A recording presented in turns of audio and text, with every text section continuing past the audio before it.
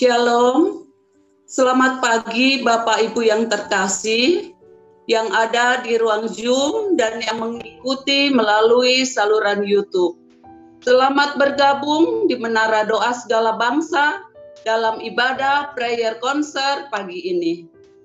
Kita akan siapkan hati kita untuk masuk di dalam pemberitaan firman Tuhan yang akan disampaikan oleh hambanya Ibu Pendeta Deborah Lenda. Saya persilahkan. Puji Tuhan, shalom Bapak Ibu. Luar biasa. Shalom. Hari yang dahsyat dan diberkati. Kita patut bersyukur kepada Tuhan bahwa kalau sampai saat ini kita masih ada dalam hadirat Tuhan, kita sehat, kita kuat, kita percaya ini semua bukan karena kekuatan kita, tapi semata-mata ini semua karena kasih sayang Tuhan. Mari kita berdoa sebelum kita akan mendengarkan firman Tuhan. Koralabaya rarabasambara labaya takurawasika rarabasangkara. Hiralabaya rarabasambara labararabasika. Bapak, terima kasih. Pagi yang sangat diberkati ini patutlah kami bersyukur kepadamu. Kamilah orang-orang yang diberkati oleh Tuhan. Kami boleh menikmati seluruh kasih karunia Tuhan. Kami sehat, kami kuat, kami masih bernafas, kami hidup. Lebih daripada itu, kami masih ada dalam hadirat-Mu. Kami akan duduk sehidangan bersama dengan Tuhan. Lewat kami akan dengarkan firman-Mu. Bapa, hamba-Mu tidak ada apa-apanya. Jikalau Tuhan mau berbicara, menyampaikan isi hati-Mu, pesan-pesan-Mu bagi kami. Berbicaralah ya Tuhan. Karena kami percaya Engkau mengasihi kami. Engkau sangat peduli dengan setiap keberadaan kami. Terima kasih biar pengurapan Tuhan turun bagi kami semua. Bagi anak-anak-Mu yang ada lewat Zoom maupun yang ada di saluran YouTube. Biar kami semua diberkati oleh Tuhan. Terima kasih Bapa dalam nama Tuhan Yesus. Haleluya. Amin.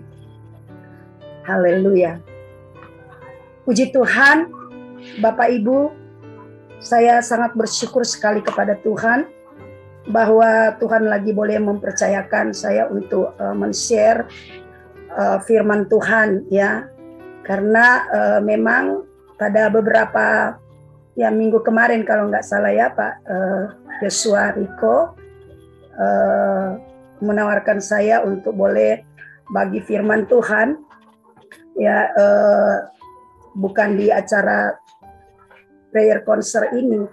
Dan memang dari 2 minggu lalu saya lagi ditaruh Tuhan gitu ya, untuk bagaimana Tuhan ngomong ke saya, kamu udah banyak menerima training begitu ya, tentang kehidupan doa, ya panggilan seorang pendoa. Ya kalau saya hitung-hitung memang saya full timer pendoa kurang lebih 16 tahun gitu ya.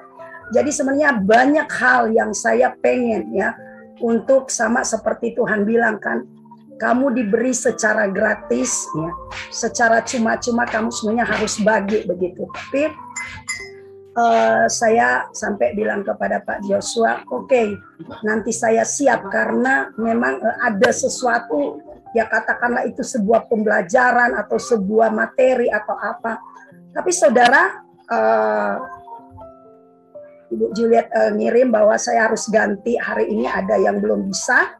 Dan saya hanya ya oke, kalau emang itu kemauan Tuhan. Tapi saudara, apa yang saya siapkan saudara, apa yang sudah saya rencanakan ternyata itu tidak menjadi rencana Tuhan. Kenapa? Karena pada 2 atau 3 hari yang lalu ya, waktu Pak Benyamin khotbah, saya lagi saudara di depan laptop di meja ini, tiba-tiba saudara datang sebuah kata saudara, dan jelas sekali saya langsung, roh saya exciting gitu ya. Saya langsung menyambut. Ada pesan apa Tuhan gitu. Karena kata ini datang saudara, yaitu menjadi sahabat Allah. Ya makanya saudara ya, saya langsung oke, kalau ini emang Tuhan kehendaki maka Tuhan tuntunlah saya, ya saya berdoa. Dan mari saudara, hari ini saya hanya mau mengikuti tuntunan Roh Kudus saja, bahwa pasti ada sesuatu pesan Tuhan yang kuat untuk saya dan saudara. Bagaimana cara untuk supaya kita boleh ya menjadi seorang sahabat Tuhan, ya, menjadi seorang yang pantas, ya, becoming, ya, seorang yang layak, yang cocok, yang pantas gitu untuk menjadi, ya, a friend of God, ya, menjadi sahabat. Bahkan sebenarnya kalau sekarang lebih keren ya, ada yang disebut dengan ya best friend, ya, sahabat baik gitu ya. Mau nggak saudara? Saya dari kemarin saya exciting sekali firman Tuhan ini. Oke, mari saya akan bagi. Kita buka dulu firman Tuhan dalam Yohanes pasal 15. Kita sudah banyak kali dengar ya firman Tuhan ini. Ayat yang ke-15 sampai ayat yang ke-16. Aku tidak menyebut kamu lagi hamba, sebab hamba tidak tahu apa yang diperbuat oleh tuannya. Tetapi aku menyebut kamu sahabat karena aku telah memberitahukan. Saudara, saya beri penekanan kata ini. Karena aku telah memberitahukan kepada kamu segala sesuatu yang telah kudengar dari Bapakku. Bukan kamu yang memilih aku, tetapi akulah yang memilih kamu. Dan aku telah menetapkan kamu supaya kamu pergi dan menghasilkan buah. Dan buahmu itu tetap, supaya apa yang kamu minta kepada Bapa dalam namaku diberikannya kepadamu. Saudara, kita tahu saudara bahwa untuk menjadi seorang sahabat, saudara, itu memang benar-benar adalah satu kerinduan kita, ya kan? Kalau kita mau menjalin sebuah persahabatan, saudara ya. Kalau kita belajar, saudara, di dalam Alkitab, di dalam firman Tuhan, ada 4 jenis ya, atau level hubungan yang diibaratkan oleh Tuhan. Ya, pertama, saudara, saya dapati di sini, kita sebagai anak Tuhan, sebagai orang percaya pada level pertama, sering Tuhan menyebut kita sebagai apa saudara? Hamba. Ya, hamba ini saudara adalah melukiskan, menekankan ya bahwa di dalam setiap kehidupan kita Yesus menyebut kita sebagai hamba karena saudara makna dari kata hamba itu adalah tentang kehambaan, ya, tentang kerendahan hati dan ketaatan, gitu ya. Kemudian saudara dari hamba ini ya naik level lagi ya, satu yaitu yang disebut dengan anak, ya kan? Yesus menyebut kita sebagai anak-anaknya, dia adalah Bapa dan kita adalah anak-anaknya. Nah, saudara, kemudian saudara, anak ini adalah berbicara tentang hak dan otoritas kita, ya. Jadi bagaimana seorang anak, saya bisa mengibaratkan di rumah, ya pasti semua dia bebas gitu ya. Anak saya dari luar, dari Manado datang, dia buka tempat makanan, ke dapur, kemana, ke kamar saya begitu ya. Jadi hubungan ya anak dengan bapak ya punya hak, punya otoritas, punya kekuasaan. Nah kemudian saudara dia naik level lagi satu, yaitu yang namanya sahabat ya. Jadi sahabat ini bisa menuju kepada ya satu misalnya laki dan perempuan menjalin sahabat, kemudian bisa saudara ya saling menyukai, kemudian bertunangan dan kemudian menikah begitu ya. Jadi sahabat udah naik pada hubungan level yang lebih lagi. Nah, kemudian dari sahabat ini saudara yang paling terakhir yaitu Yesus mengatakan bahwa kita apa saudara menjadi mempelai Tuhan. Nah, saya akan bahas di sini saudara pada poin yang ketiga yaitu berbicara tentang sahabat. Saudara kasih dalam Tuhan, firman Tuhan kita sudah baca tadi dalam Yohanes pasal 15 ayat 15 dan 16. Saudara, siapa sih yang sebenarnya bisa menjadi sahabat Tuhan? Kalau kita sudah baca tadi bahwa sebenarnya inisiatif pertama yang mau bersahabat dengan kita, saudara, dalam jalinan persahabatan dari dua arah ini, saudara, sebenarnya itu pertama bukan dari kita, ya, karena dikatakan tadi kan, aku tidak mau menyebut kamu lagi hamba, sebab hamba tidak tahu apa yang diperbuat oleh tuannya, tetapi aku mau menyebut atau aku mau bersahabat dengan kamu. Jadi saudara, kita ini ya diperkenankan Tuhan, ya kita ini dipilih, dipanggil Tuhan menjadi sahabat Tuhan. Saudara, saya mau tanya. Saudara senang nggak mau bersahabat dengan Tuhan? Boleh angkat tangan yang mau, yang suka? Ya, jempolin tangan, jari kaki, ya, semua suka gitu ya. Saya juga suka. Saya bisa merenungkan, mengibaratkan ya. Contoh kalau sekiranya saya bisa bersahabat dengan Ibu Iriana ya. Aduh, tahu Ibu Iriana? Tahu Ibu Iriana? Haleluya. Pasti bangga dong, ya kan? Waduh, pasti saya langsung posting, share kemana-mana ini loh. Saya bareng jalan sama Ibu Negara gitu. Bangga enggak saudara? Bangga, ya, senang. Nah, saudara kasih dalam Tuhan, demikian juga dengan kita. Hari ini kayaknya Tuhan mau berbicara bagi kita. Bahwa Tuhan mau loh. Tuhan pengen sekali. Dia mau menjalin persahabatan dengan kita. Dia mau jadikan kita sebagai sahabatnya. Nah saudara, mari saya akan masuk lebih lagi. Jadi siapa saja yang bisa menjadi sahabat Allah? Ya kita saudara.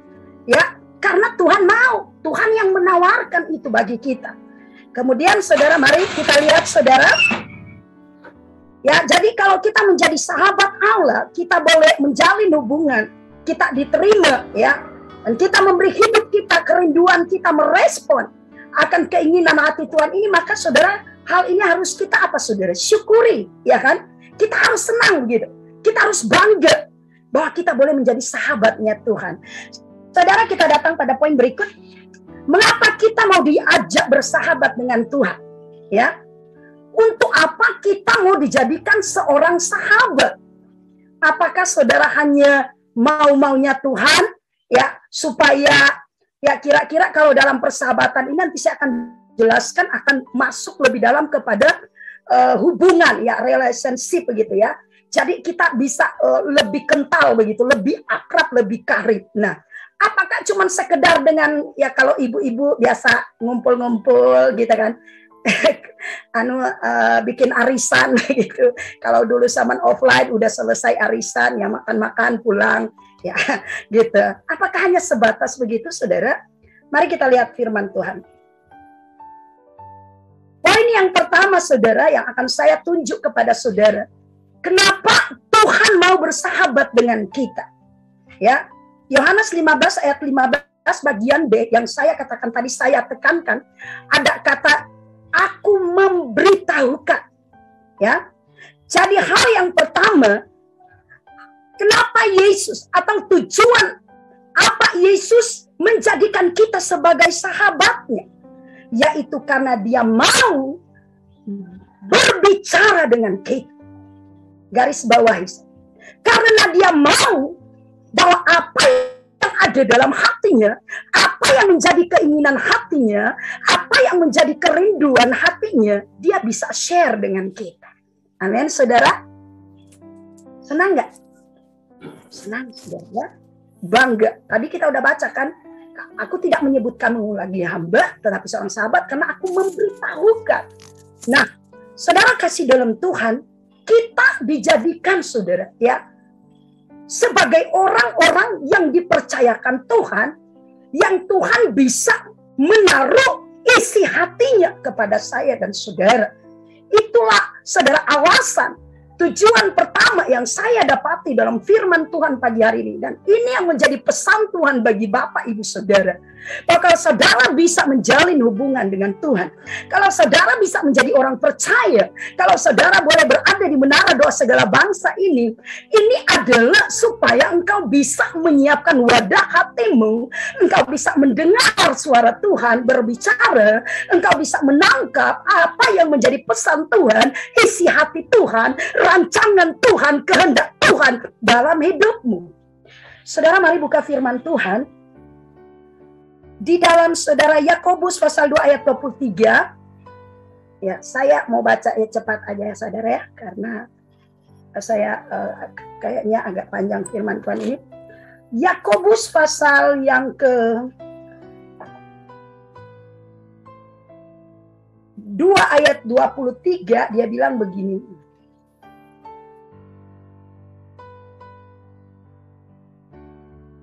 Dengan jalan demikian genaplah nats yang mengatakan, lalu percayalah Abraham kepada Allah, maka Allah memperhitungkan hal itu kepadanya sebagai kebenaran.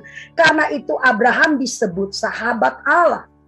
Saudara kasih dalam Tuhan, kita tahu tentang Abraham, ya. Kenapa dia boleh disebut sebagai sahabat Allah?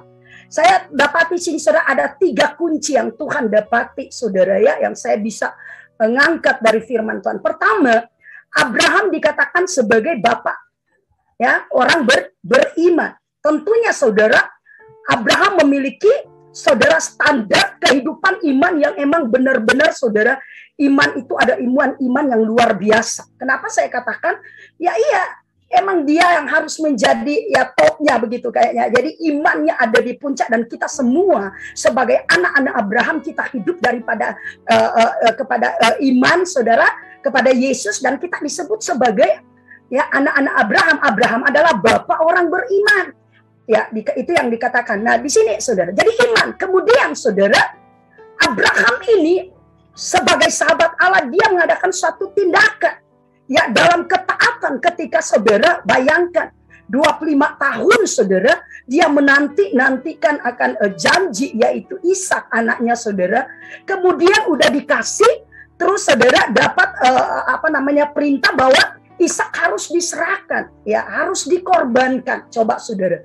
Dan apakah Abraham mengelak? Apakah Abraham, saudara, membuat alasan-alasan, ya, sehingga hal itu tidak terjadi? Enggak, saudara. Ya, kita lihat bahwa Abraham taat. Dia bawa anak Ishak, dan kita udah tahu ceritanya. Nah, kemudian, saudara, ada hal yang ketiga yang saya dapati kenapa Abraham disebut sahabat Allah. Yang saya identikan, saudara, pagi hari ini pada bagian pertama, bahwa sahabat Allah itu adalah seorang yang dimana Tuhan bisa mencurahkan, ya, mencurhat, ya, membagi apa yang menjadi pikirannya, apa yang menjadi rancangan Allah, kehendak Allah. Amin, saudara. Nah, jadi hal yang ketiga ini, saudara, baca nanti ya di rumah. Kejadian pasal 18. Pada waktu Allah sudah mau merancangkan, saudara, ya, kebinasaan atau Sodom dan Gomora hendak ditunggang balikan, dibakar oleh Tuhan karena dosa mereka udah naik memuncak sampai ke langit ke hadapan takhta Tuhan. Maka, saudara, dikatakan di ayat situ bahwa Tuhan berkata, apakah aku akan menyimpan, ya, apakah aku akan menyembunyikan perkara ini, saudara? Lihat, ternyata tidak, ya. Ternyata tidak, bahwa Tuhan menyatakan kepada Abraham bahwa sebentar lagi ada murka, akan ada penghukuman. Lalu apa yang dibuat, saudara, oleh Abraham? Ya, dia enggak, saudara, tinggal dia enggak berpikir ya udah kalau emang Sodom dan Gomora ya bejat begitu banyak, ya biarin aja. Apakah begitu, saudara? Enggak. Kenapa? Karena Abraham tahu persis bahwa isi hati Allah adalah di dalam firman Tuhan Yeskel. Allah tidak menghendaki kematian orang fasik. Allah tidak menginginkan jiwa-jiwa binasa. Firman Tuhan dalam 1 Petrus di perjanjian baru dikatakan, Allah tidak menghendaki barang seorang pun binasa, namun yang Tuhan kehendaki ada supaya setiap orang bertobat, berbalik percaya kepada Yesus. Ya, jadi benar-benar ada sebuah kehidupan, sebuah keselamatan, ya, bukan penghukuman. Abraham tahu akan hal ini. Nah, makanya dia apa, saudara? Bernegosiasi. Dia adakan tawar-menawar. Ya, mulai dari dia bilang, Tuhan kalau seandainya ada 50, ada 10, dan akhirnya, saudara, yang terakhir. Saya sempat, akhirnya kita tahu kan ending cerita ini bahwa Sodom dan Gomora akhirnya dibakar oleh Tuhan, ya, dihukum. Kenapa saya sempat mikir begini?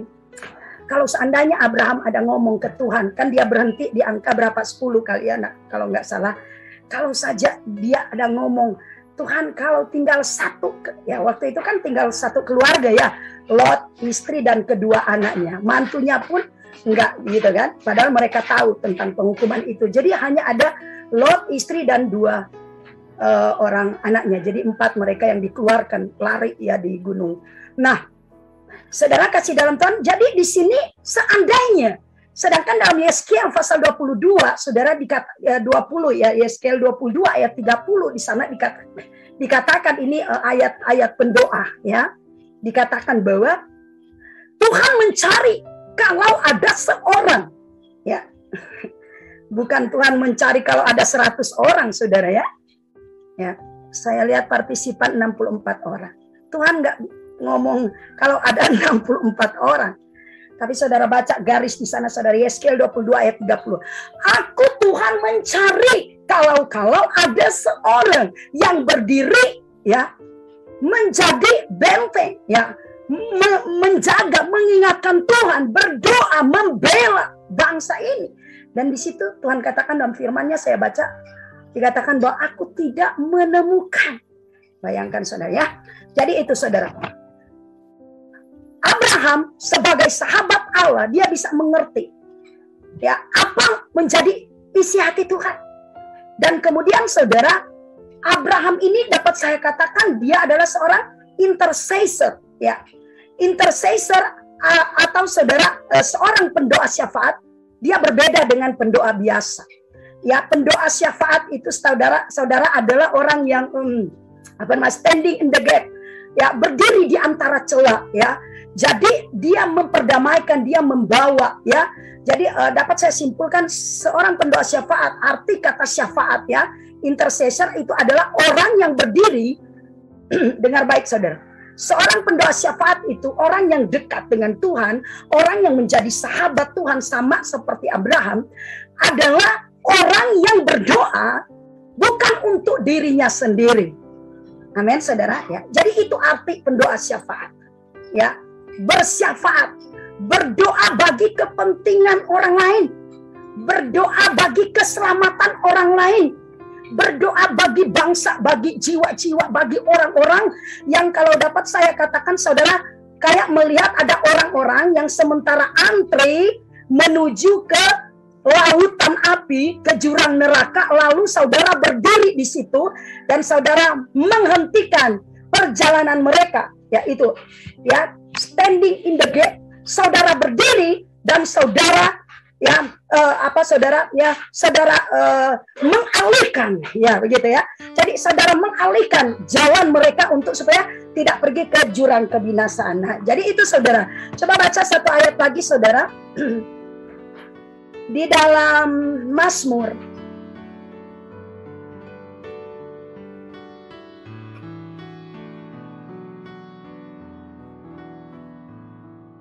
Mazmur 25 ayat 14.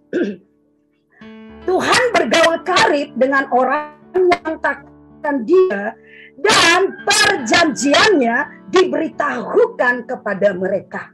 Ya, jadi saudara ini udah jelas ya. Kenapa alasan Tuhan memilih kita? Ya, dia mau jadikan kita sebagai ya sahabat baiknya, saudara, karena dia mau memberitahukan perjanjiannya. Ada janji-janji Tuhan bagi keselamatan bangsa ini, bagi keselamatan keluarga kita, hidup kita. Saudara, ada janji Tuhan di sana yang akan dia beritahukan kepada siapa?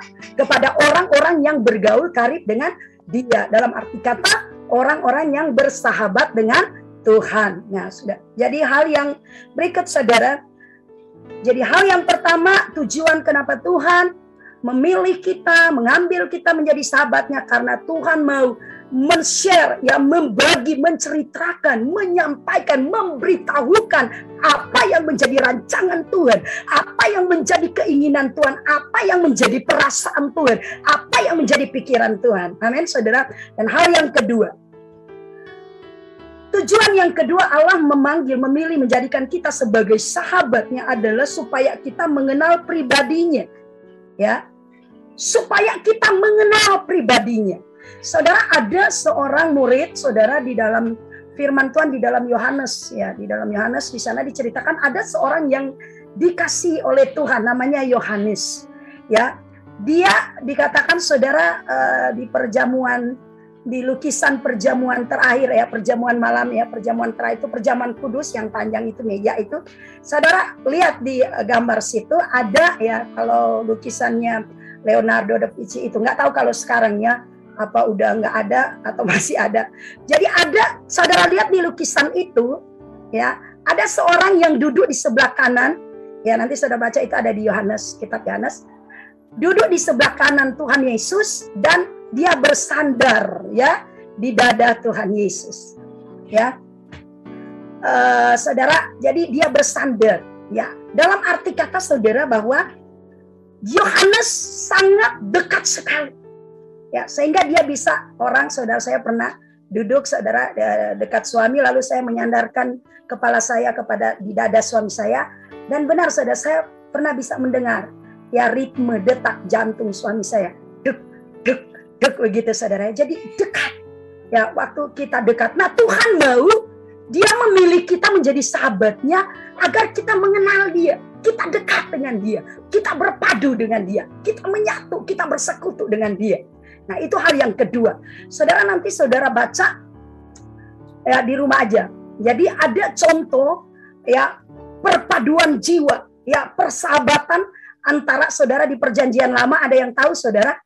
Dikatakan ya jiwa mereka berpadu dari persahabatan mereka itu apa? Ya, Ibu Maria tahu ya. Saya lihat dia bilang Daud sama Jonathan dan Daud. Ya, Daud dan Jonathan. Saudara, nanti saya kasih ya ayat itu, saudara baca bagaimana di situ ditulis saudara bahwa luar biasa ya jiwa mereka berpadu, ya persahabatan mereka saudara terjalin luar biasa, sehingga bayangkan saudara ya dalam cerita firman Tuhan waktu Saul ini ayah daripada Jonathan, dia iri, dia marah, dia benci kepada Daud dan dia pengen apa saudara membunuh Daud. Lalu hal ini saudara diketahui oleh Jonathan. Yang saudara, dia apa saudara? Dia ambil suatu langkah untuk menyelamatkan Daud, saudara. Ya, kenapa? Karena kasihnya kepada Daud. Karena keterjalinan persahabatan, ya dikatakan oleh dalam firman Tuhan itu bagaimana yaitu dalam 1 Samuel pasal 18 ayat 1 sampai 4. Saudara ya, mereka berpadu jiwa mereka sampai saudara lolos, ya kan? Berhasil apa yang dibuat oleh Jonathan. Jadi dia kasih tanda katanya kalau ada panah dia lewat begitu kamu harus lari gitu ya. Nanti saudara pasti udah tahu kalau baca firman. Nah, setelah itu saudara, kemudian untuk kasih Daud kepada Jonathan apa? Waktu terjadi peperangan antara orang Filistin dengan orang Israel ya di pegunungan Gilboa, akhirnya orang Filistin mengalahkan Israel dan Saul dan Yonatan mati, terbunuh begitu. Wah, betapa sedihnya. Bayangkan saudara, mungkin kalau saat itu Daud bisa menceritakan ya separuh jiwanya begitu saudara kayak hilang ya, karena dia sangat mencintai Jonathan, dan pada waktu dia dengar bahwa Jonathan sudah mati, meninggal begitu saudara di medan peperangan, maka apa yang dilakukan saudara? Saya baca saudara di Alkitab itu sampai sehari Daud puasa dan dia meraung-raung, dia meratap, dia menangis, dia sangat sedih sekali gitu. Nah, jadi kira-kira saudara seperti inilah ya. Jadi Tuhan mau alasan untuk dia memilih kita menjadi sahabatnya adalah supaya saya dan saudara bisa berpadu ya, bisa bersekutu ya, bisa menjadi orang-orang yang saudara punya hubungan ya, hubungan yang dekat. Kita bisa mengenal. Nah, ini adalah suatu tingkatan level yang saudara harus saya dan saudara capai, yaitu kita bukan hanya sekedar menjadi orang percaya, bukan hanya sekedar ya saudara dalam tanda kutip bukan saudara di luar sana. Ada begitu banyak orang memakai atribut-atribut keagamaan, ya ritual, ya ibadah hanya menjadi seperti sebuah rutinitas, ya ritual gitu, saudara, tanpa mereka mengenal siapa Yesus, tanpa mereka mengalami perjumpaan pribadi. Saya ngomong ke saudara, kalau ada saudara yang benar-benar telah mengalami Tuhan, yaitu adalah pada suatu saat ketika saudara pun pada titik terendah, pada satu masalah persoalan yang berat, yang mungkin menurut saudara udah nggak bisa, udah nggak mampu lagi, maka ketika saudara bisa tahu ada dalam firman Tuhan bahwa Tuhan bisa memberikan jalan keluar, Tuhan bisa kasih cara-cara gimana kita menang, cara-cara supaya kita bisa keluar dari masalah. Dan pada waktu saudara kita ya melakukan misalnya firman Tuhan itu, saudara, di situ saya percaya bahwa saudara akan dibukakan ada satu pengenalan akan Tuhan. Saudara akan lebih ditambahkan. Maka Paulus berdoa, maka Makanya Paulus pernah berdoa bahwa aku berdoa, ya, berdoa kepada sidang jemaat yang ada di Efesus apa Filipi. Aku berdoa supaya kamu, ya, diberikan roh hikmat, ya, pengwahyuan untuk mengenal Tuhan. Ini adalah suatu, saudara, goal, satu tujuan, ya, bahwa bukan sekedar menjadi orang percaya, bukan sekedar setiap hari pagi sore kita ngikut Zoom, lalu tidak ada reaksi, tidak ada perkembangan, tidak ada kemajuan. Yang Tuhan saudara, mau dalam hidup kita, bahwa pengenalan kita akan Tuhan semakin bertambah, ya, semakin melihat kebesaran Tuhan, janji Tuhan, bahwa Tuhan itu real, ya, bahwa janji Tuhan itu ya dan amin. Nah, ini saudara, jadi hal yang kedua, saya dapat catat di sini bahwa untuk kita bisa menjadi yang menjadi tujuan Tuhan, mengapa Dia mengambil kita menjadi sahabatnya, adalah supaya saudara, saya dan saudara lebih mengenal pribadi Tuhan. Katakan lebih mengenal. 1, 2, 3. Lebih mengenal. Kita lebih mengenal Tuhan kita. Siapa Tuhan kita? Kadangkala orang nggak bisa ngerti, ya. Kalau dia ada dalam masalah, ada persoalan, apalagi udah beruntun, udah berulang-ulang, bahkan mungkin ada orang yang udah berdoa bertahun-tahun, ya saudara, kok dia kata kepada Tuhan, Tuhan kok nggak ada, seperti nggak ada tanda-tanda heran gitu ya. Akhirnya dia saudara, mundur gitu kan. Akhirnya dia kecewa. Nah, ini saudara, saya dapat simpulkan orang ini belum bisa, saudara, pada standar mengenal isi hati Tuhan, kehendak Tuhan. Oke, misalnya kalau Tuhan jawab doamu, engkau pengen ada uang banyak, ya, hidupmu aman-aman, nyaman, diberkati, saudara. Saya bisa ibaratkan saudara kayak masuk jalan tol, ya kan? Ada standar, mungkin saudara harus lari di sana, saudara, ya, 150 kecepatan atau 200, tapi saudara salah slip sedikit aja, saudara, pasti saudara, ya, mobilnya saudara, terbalik-balik begitu kan. Nah, ini Tuhan mau mengajar kita bahwa biarlah kehidupan kita step by step. Tuhan ngajar kita dari kelas 1 naik kelas 2, ya, itu progres, kita harus next level gitu. Ya, harus berkembang, harus maju gitu. Nah, saudara, jadi proses pengenalan kita akan Allah itu emang enggak secepat kita membalikkan telapak tangan, saudara, ya. Itu melewati proses. Dan salah satu, saudara, untuk menguji apakah kita benar-benar matang, apakah benar-benar kita, saudara, bisa menang dalam proses itu, adalah salah satunya yang menentukan itu adalah waktu. Ya, oke, saudara, kita lanjut hal yang berikut. Jadi, saudara, kita lihat di dalam firman Tuhan ini, hal yang berikut adalah kita, saudara, diambil menjadi sahabatnya Tuhan adalah supaya saya dan saudara bisa dijadikan sebagai orang-orang yang bisa mengenal pribadi Tuhan. Next, saudara, di dalam Alkitab, saudara, di dalam firman Tuhan, Yesus pernah menyebut murid-muridnya sebagai sahabat mempelai, ya.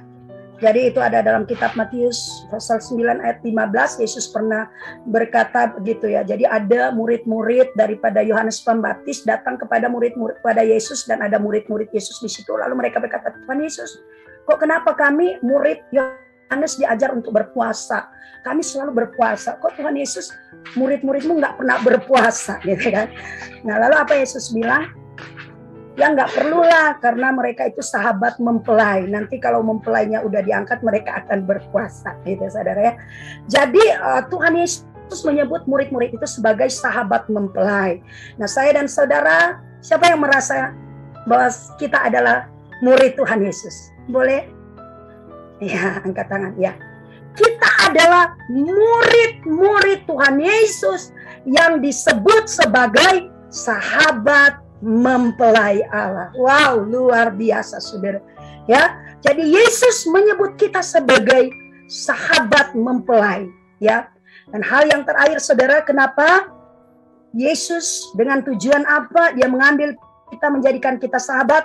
Agar, saudara, hal yang terakhir, kita tidak menjadi sahabat dunia ini. Tolong baca yuk, Yakobus 4 ayat 4. tolong baca. Yakobus pasal 4 ayat 4. Ini yang terakhir, saudara. Yakobus 4 ayat 4. Hai kamu orang-orang yang tidak setia, tidakkah kamu tahu bahwa persahabatan dengan dunia adalah permusuhan dengan Allah? Jadi, barang siapa hendak menjadi sahabat dunia ini, ia menjadikan dirinya musuh Allah. Ya, terima kasih. Hal yang ketiga, kenapa Tuhan memilih kita, saudara, menjadi sahabatnya? Karena Dia mau melindungi kita. Karena Dia mau menjaga kita, karena Dia mau menguduskan kita. Ya, arti kata kudus itu, saudara, kados itu, ya emang ada banyak orang identik dengan suci, tapi sebenarnya kudus kados itu, saudara, artinya yang disendirikan, ya, artinya dipisahkan. Ya, Tuhan mau menguduskan kita, menjaga kita, melindungi kita. Kenapa? Kalau Tuhan mengambil kita dan kita merespon untuk bisa menjadi sahabat Tuhan yang baik, maka itu artinya karena Tuhan mengasihi kita. Kenapa?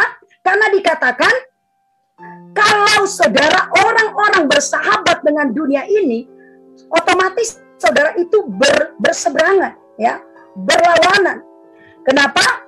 Karena waktu kita menjadikan diri kita sahabat dunia ini, secara otomatis kita akan lepas. Kita tidak akan menjadi sahabat Tuhan yang baik.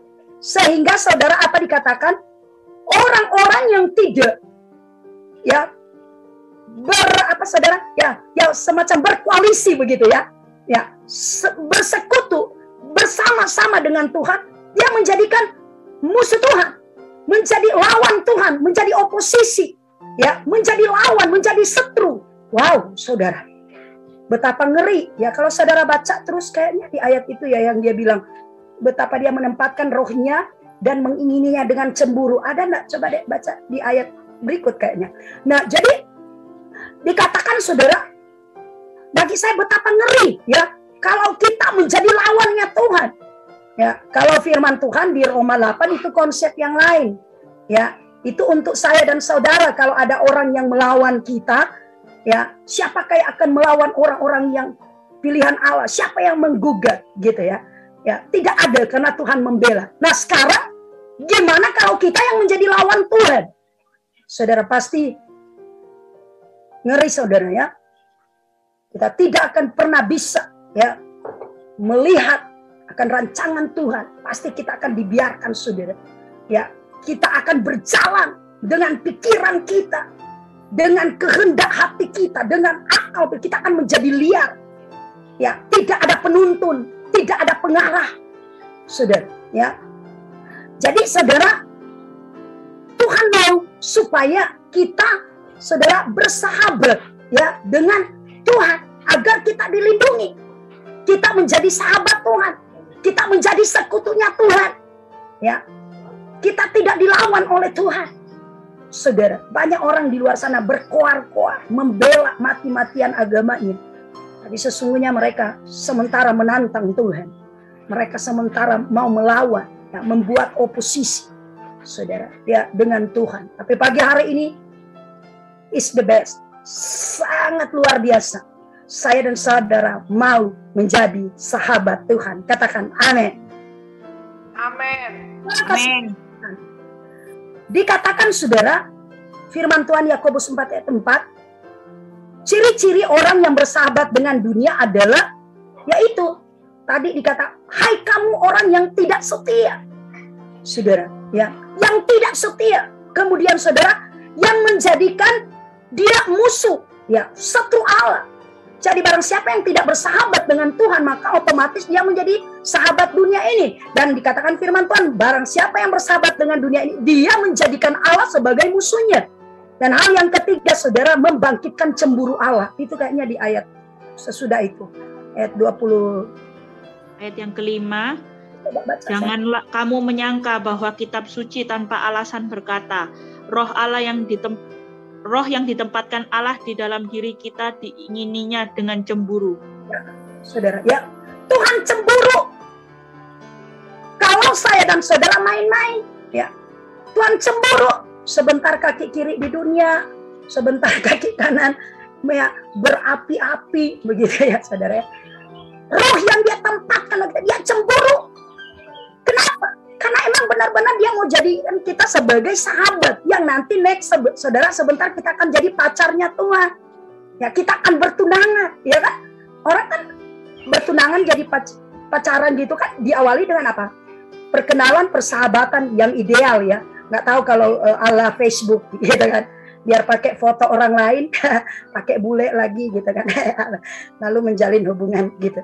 Saudara, nggak seperti itu. Jadi saudara, kita bangun hubungan. Kita bersahabat, ya, kita mengenal, ya, kita saling curhat-curhatan gitu kan. Nah, sampai saudara, Tuhan mau bahwa benar-benar hubungan persahabatan ini akan masuk pada apa yang dinamakan sebentar kita sebagai mempelai, ya.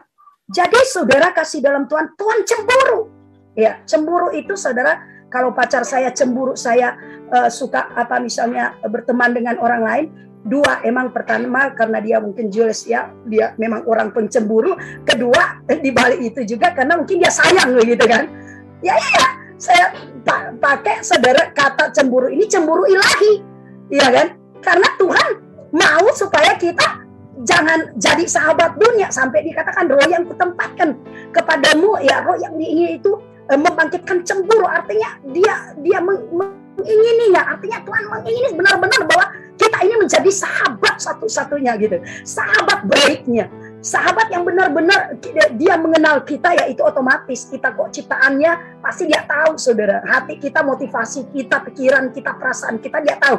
Tapi yang jadi masalah yang sebaliknya, gimana dengan kita saudara, ya kan? Apakah kita benar-benar ngerti dia? Apakah benar-benar kita emang mau jadikan dia sebagai sahabat?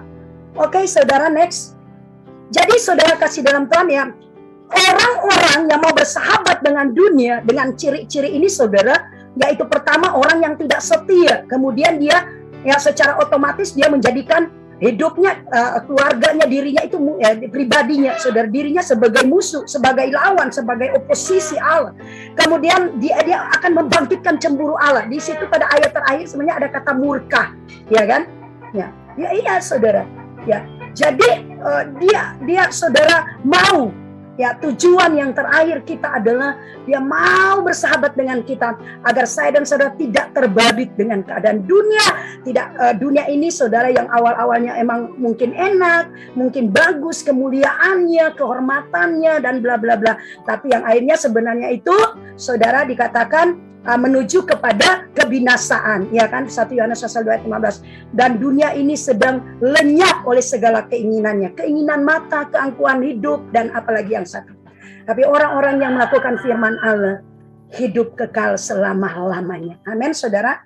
Nah, saudara kasih dalam Tuhan, saya lanjut tinggal sedikit. Dalam persahabatan kita dengan Allah, maka saudara di situ pasti ada yang namanya hubungan, ya.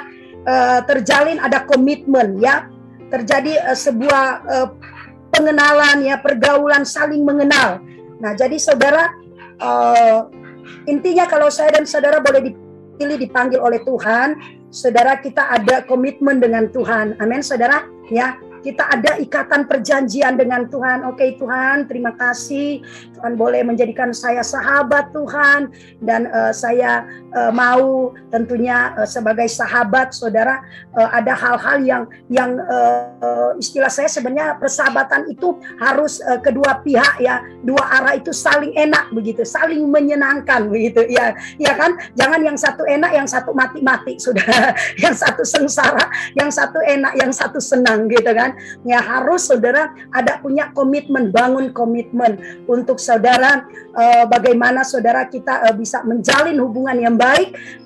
Kalau secara manusia mungkin saya dapat simpulkan kita saling menguntungkan begitulah ya saudara, ya saling memberi dampak, ya membantu, ya saling memberkati, mendoakan. Saudara, saya teringat saya punya sahabat baik saudara, ya.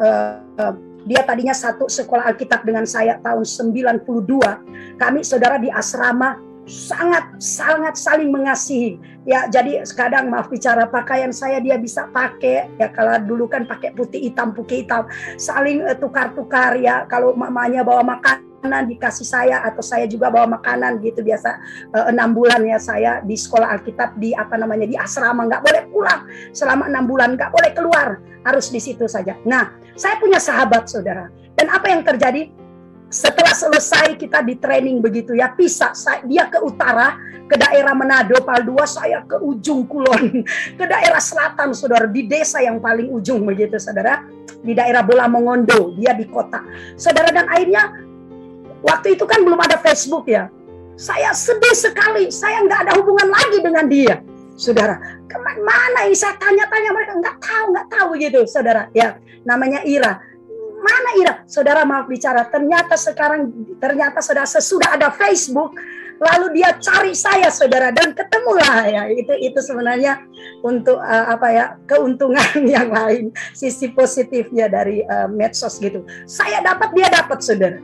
25 tahun kemudian saudara, saya dengan dia kembali bertemu sampai waktu video call dia di Taiwan saudara. Saya nangis-nangis, dia juga nangis-nangis. Aduh, enak saudara kalau punya sahabat. Dan akhirnya ya begitulah, dia kan jadi enggak jadi seperti saya, seperti jadi ibu gembala, dia jadi orang kerja begitu ya, cari duit begitu. Jadi ya sudah, saudara tahu lah apa artinya kalau terjalin hubungan yang baik gitu kan.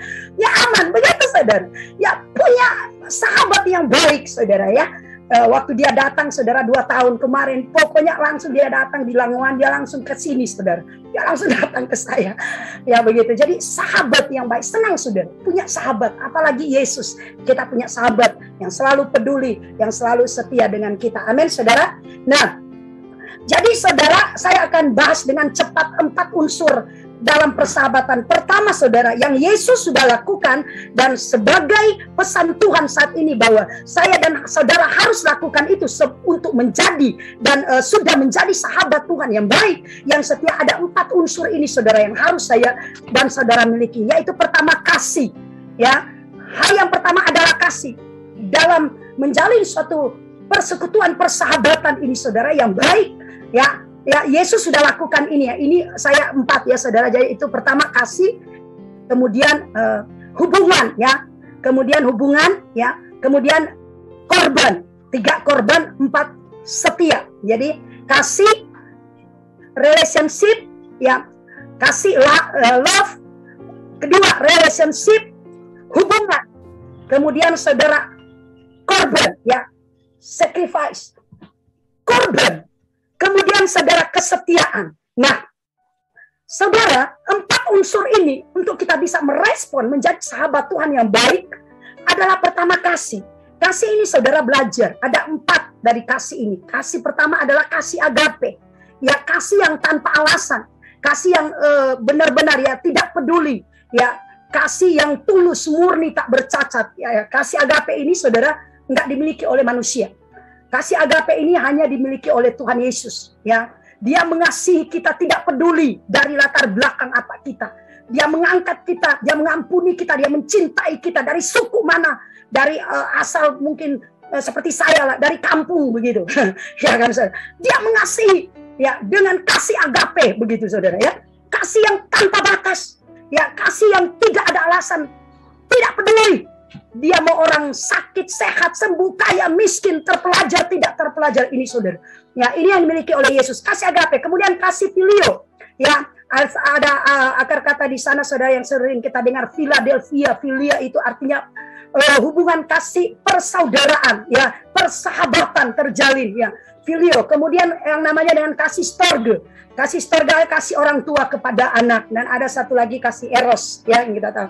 Kasih asmara, ya, kasih antara pria dan wanita. Dan ini lebih mengarah kepada kasih hawa nafsu birahi, itu kasih eros. Nah, saudara, keempat kasih ini harus ada dalam hidup kita untuk menjadi sahabat-sahabat Tuhan yang baik. Kemudian saudara, hal yang kedua, apa yang namanya dengan relationship, ya, hubungan kita harus jaga, ya. Seorang pendoa syafaat, seorang yang mau dipakai Tuhan menjadi orang-orang yang sehat rohnya, yang bisa berdampak, yang bisa membawa suatu revival. Saudara harus jadikan saudara sebagai orang-orang yang super, orang-orang yang simpatik, orang-orang yang jangan kaku gitu, saudara. Amin. orang yang fleksibel begitu. Dalam arti kata saudara, kita bisa melihat kalau saudara ada Roh Kudus, saudara bisa melihat ini saya ngalir, saya kompromi atau gimana. Saudara pasti bisa jelas saudara. Nah, jadi saudara kasih dalam Tuhan, kita harus bangun gitu loh. Kalau bisa, ada harga yang harus kita tempatkan di saat mana kita membangun suatu hubungan. Contoh dalam keluarga, ya kan? Ya, keluarga, hubungan keluarga kita perjuangkan, bagi saya itu harga mati. Ya, apa saja saya bisa. Kalau ada orang yang mau mengganggu, saya bisa menjadi singa yang marah, sudah. Ya, kalau ada orang misalnya ganggu suami saya bisa nerekam gitu. Kiranya sudah seandainya begitu. Artinya benar-benar kita mau saudara melindungi, ya kita jaga gitu loh. Jaga persahabatan kita, jaga MDSB ini, jaga supaya benar-benar bahwa ada harga emang kita harus kasih di sana. Tetapi bagaimana kita menempatkan hubungan, apalagi kalau kita punya sahabat, ya sahabat hamba Tuhan begitu ya, anak Tuhan ya, kadang-kadang saudara membangun sebuah persahabatan, sudah saya jelaskan aja di sini, ada korban, ada harga yang kadang-kadang saya sering dikasih kata ini, engkau bisa mundur, engkau bisa kalah 1 langkah, tetapi sebenarnya engkau sementara memenangkan 10 langkah. Saudara ngerti maksud ini saudara? Ya, ada kalanya emang kita harus berkorban dulu. Ya, kita harus matikan dulu keegoan kita gitu. Perlu ya sebagai standar pendoa sering disebut gitu ya, biar kita jadi kesek kaki dulu saudara. Ya kan? Ya enggak apa-apa. Amin. Dalam Tuhan. Kenapa saya berani berkata? Saya pernah dicap orang gila saudara. Ya, wah kalau cuma fitnah itu udah kebal saudara. Ya, jadi enggak, sekarang bukan dalam posisi kalau orang mau apa ya, saya cuma bilang itu vitamin apa ya? Vitamin S kali ya. Vitamin sorga gitu. Ya, jadi saudara sekarang lagi nambah imun kan? Ya, kalau ada orang fitnah, orang vitamin G katanya ya, vitamin girang, ya benar.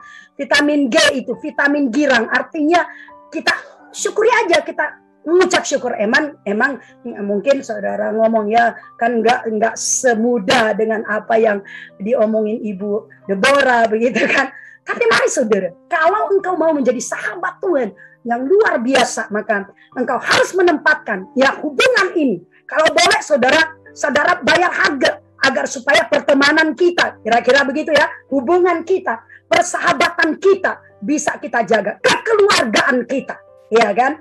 Ya, saudara kita, saudara bersaudara. Banyak orang saudara kan sempat kalau orang Manado bilang baku marah gitu ya. Cekcok apa begitu ya, dengan mungkin masalah harta, masalah singgung menyinggung, ya kan, masalah mengklaim hak saya, hak kamu, begitu kiranya ya. Nah saudara, kita harus untuk melihat supaya kita menjadi becoming pantas begitu, pantas layak menjadi sahabatnya Tuhan, maka kita harus ya benar-benar itu kita ngikut ya apa isi hati Tuhan, apa kehendak Tuhan. Oke saudara, dan terakhir adalah kesetiaan. Ya, jadi kasih, hubungan, korban, ya harga ada korban perasaan, korban harta, korban waktu, gitu kan saudara.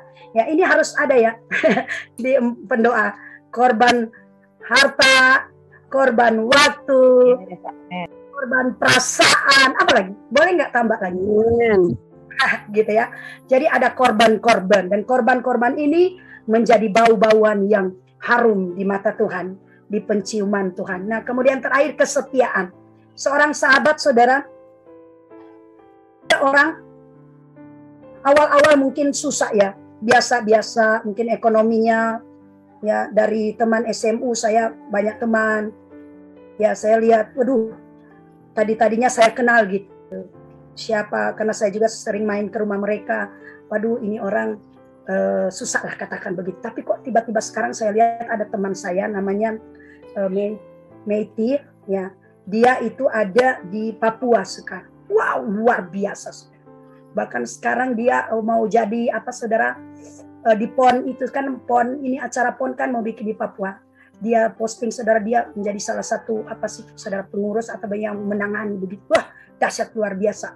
Saudara, nah, ada orang tadinya awal masih susah-susah sama-sama gitu. Tapi ada orang setelah dia jadi kaya gitu ya, dia udah jadi bagaimana ya, udah lain lah katakan begitu. Dia udah nggak mau berteman lagi. Ada kan begitu? Ada saudara gitu ya. Nah, di dalam kita membangun persahabatan saudara, kita dengan Tuhan, ya saya dengan teman-teman semua, kita harus istilahnya ya berat sama dijinjing. Bagaimana saudara? Ringan sama dijinjing, berat sama dipikul. Artinya susah dan senang kita bersama-sama. Susah dan senang kita bergandengan tangan. Ya, jadi setia sampai akhir. Menjadi sahabat Tuhan, ya memang menjadi sahabat Tuhan, mengikut Tuhan gak enak saudara ya. Pasti banyak tantangan, banyak serangan, banyak masalah, banyak persoalan. Tapi kalau kita bisa saudara menempatkan diri kita menjadi sahabatnya Tuhan, maka kesetiaan Tuhan itu saudara, kan firman Tuhan bilang, kamu tidak setia, aku tidak bisa menyangkal diriku sendiri. Kenapa? Karena Yesus itu memang pribadi yang setia. Dia adalah yang setia itu hanya Tuhan Yesus. Puji Tuhan, amin. Saudara, kita akan berdoa lebih dulu.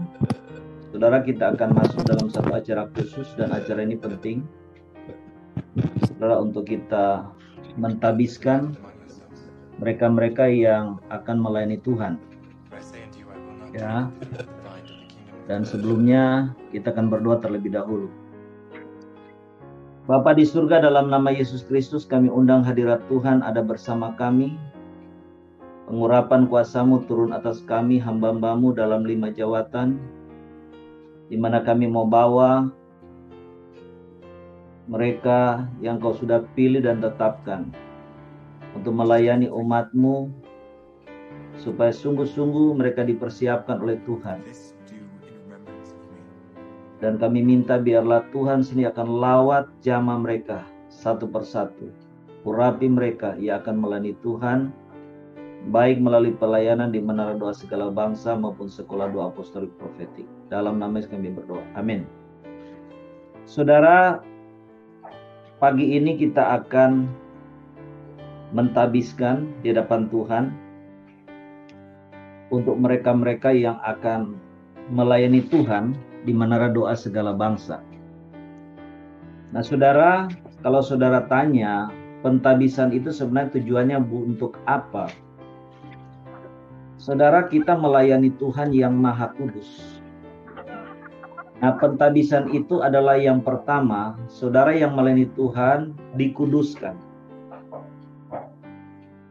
Dilayakkan untuk boleh melayani Tuhan yang Maha Kudus. Itu yang pertama, tujuan pentabisan. Yang kedua adalah, lewat pentabisan itu saudara diberikan urapan oleh Tuhan. Urapan itu yang akan membuat saudara cakap mampu untuk mengerjakan tugas pelayanan saudara. Itu yang kedua.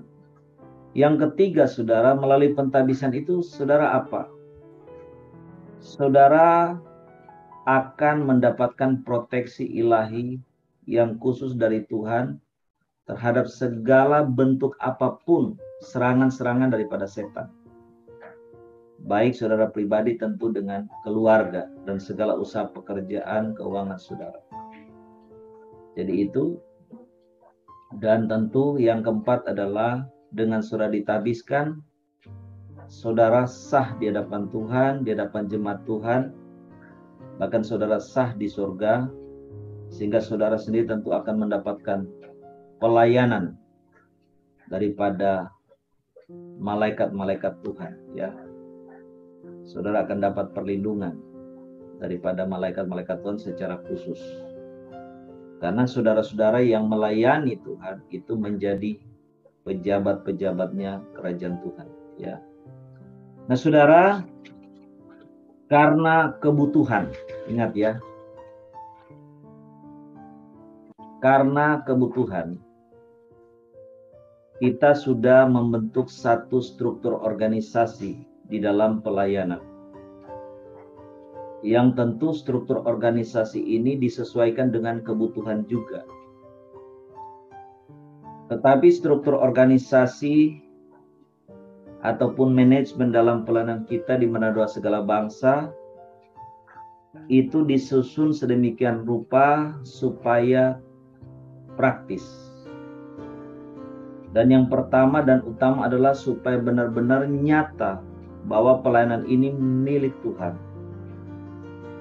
dan dipimpin oleh Tuhan. Ini satu hal yang amat sangat penting. Pelayanan Manado segala bangsa milik Tuhan Yesus dan dipimpin oleh Tuhan Yesus melalui hamba-hambanya dalam 5 jawatan. Karena itu saya perlihatkan saja supaya saudara paham, ya. Ini yang menjadi struktur, ya, struktur organisasi di Menara Doa Segala Bangsa. Ya, Menara Doa Segala Bangsa milik Bapa, Tuhan Yesus, Roh Kudus. Itulah Allah kita. Yang kita percaya satu tapi punya 3 pribadi, Bapa, Anak, Roh Kudus. Adalah pemimpin di dalam pelayanan di Manado segala bangsa, di mana Tuhan menyatakan kepemimpinannya melalui yang namanya gembala kolektif majemuk, bukan gembala tunggal, ya, yaitu hamba-hamba Tuhan 5 jawatan, di mana saat ini ada saya, ada Ibu Deborah Lenda, ada Ibu Emma Lydia, ada Ibu Elis, dan juga ada Ibu Ira. Nah, saudara, di dalam tugas memimpin jemaat dan memanage pelayanan, para hamba Tuhan 5 jawatan tuh dia harus fokus ke firman dan doa. Sesuai firman Tuhan dalam Kisah Rasul pasal yang ke-6. Hamba Tuhan 5 jawatan dia harus fokus ke firman dan doa. Karena itulah saudara, di dalam menjalankan tugas penggembalaan kepada jemaat dan memimpin jemaat, kami membentuk yang namanya penatua. Ya, penatua ini akan menjalankan tugas untuk penggembalaan jemaat untuk perpanjangan tangan. Garis bawahi, perpanjangan tangan. Membantu para gembala 5 jawatan untuk menggembalakan jemaat Tuhan. Dan karena Alkitab mengatakan juga bahwa para penatua itu adalah pengatur rumah Tuhan, pengatur pelayanan, makanya mereka juga akan berperan sebagai tim manajemen di dalam pelayanan. Ya. Tetapi dalam menjalankan roda pelayanan setiap hari, itu yang akan menjalankan itu adalah sekretaris. Ya, sekretaris 1 dan sekretaris 2. Nah, sekretaris 1 itu Pendeta Benyamin Luki, sekretaris 2 itu Ibu Priscilla Jessica. Nah, saudara, di bawah kepemimpinan 5 jawatan itu ada departemen-departemen. Dan kita saudara memiliki 8 departemen. Kerasulan, kenabian, penginjilan, pengembalaan, pengajaran, lumbung Yusuf, departemen multimedia, dan juga kemudian adalah departemen dunia usaha baru. Nah, sekolah doa apostolik profetik itu di bawah departemen pengajaran atau teologia. Ya, semua ini di bawah hamba-hamba Tuhan 5 jawatan. Tetapi khusus departemen kerasulan itu di bawah saya langsung, dan juga departemen pengajaran serta departemen penggembalaan. Mungkin kalau sudah tanya kok Pak Hebron rangkap, karena hamba-hamba Tuhan yang belum ada. Sedangkan untuk departemen lumbung Yusuf itu dibawahi yang memperhatikan khusus adalah Ibu Pendeta Emma Lydia dan Ibu Elis Jana. Ya. Nah, ini yang sudah perlu tahu. Selama ini yang sudah bergerak aktif itu adalah departemen kerasulan yang diketuai oleh Pak Nathanaeli, dan departemen penggembalaan yang diketuai Ibu Priscilla Jessica. Demikian juga kalau saudara bilang, kok rangkap Pak? Karena tenaganya belum ada.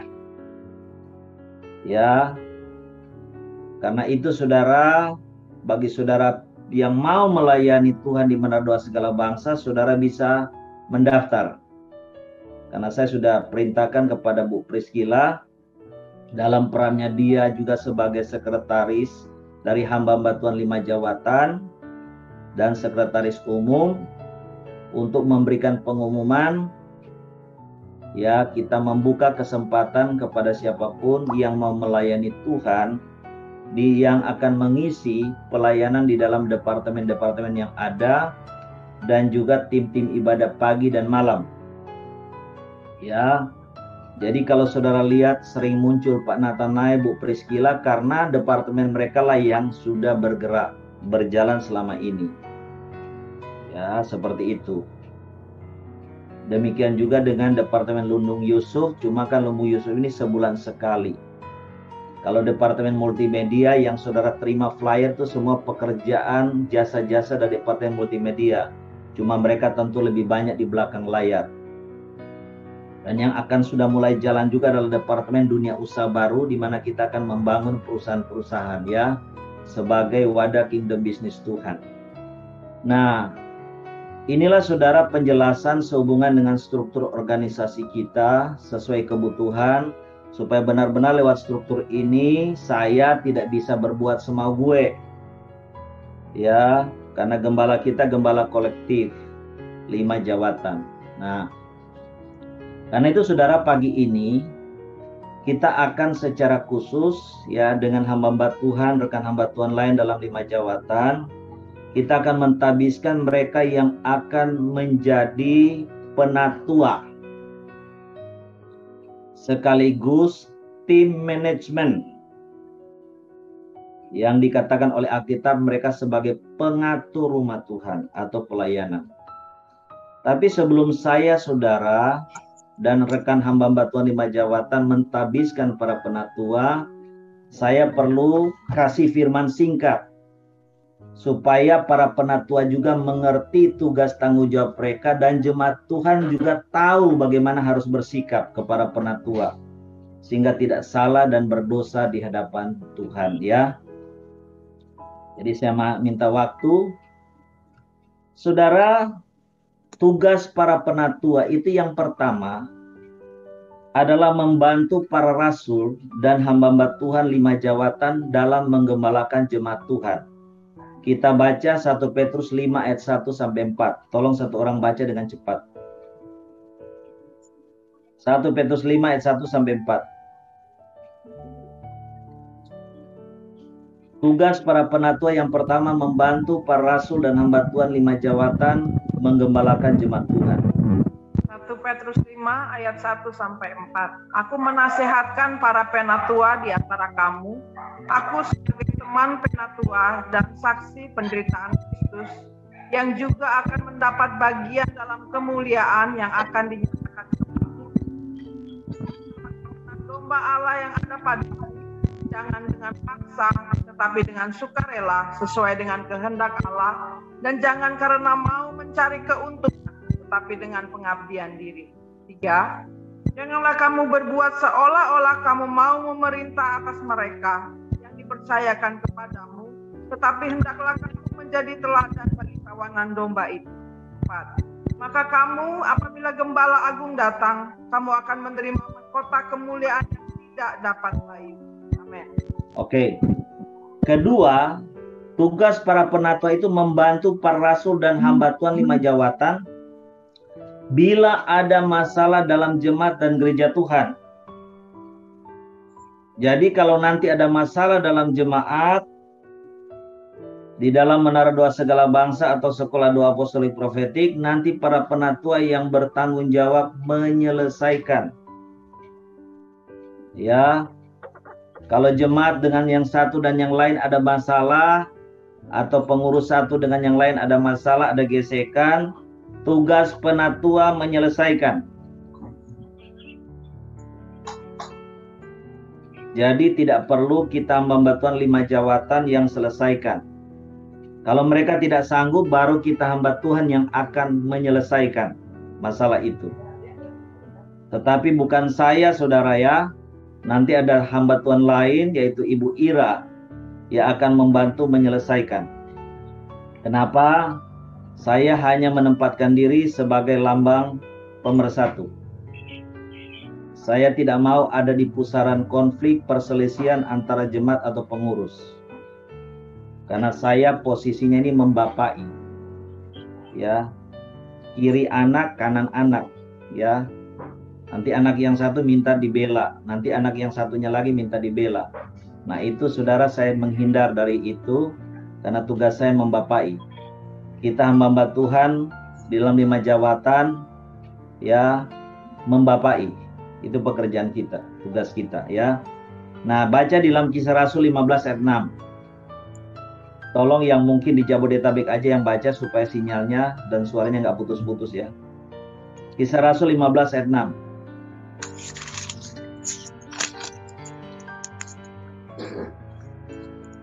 Dengan cepat, saudara.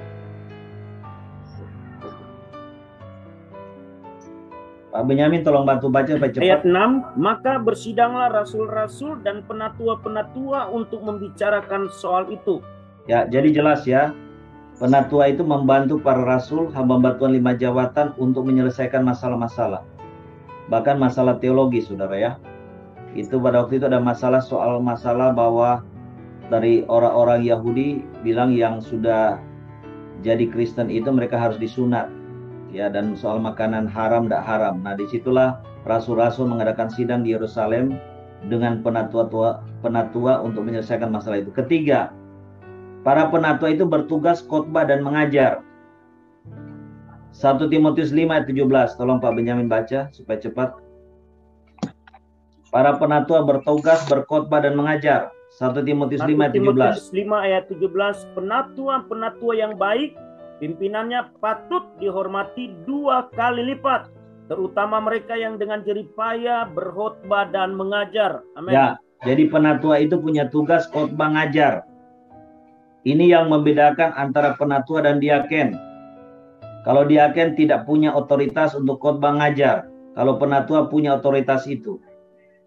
Kemudian selanjutnya yang keempat, tugas daripada penatua adalah berdoa dan melepaskan karunia Tuhan kepada jemaat. 1 Timotius 4 ayat 14.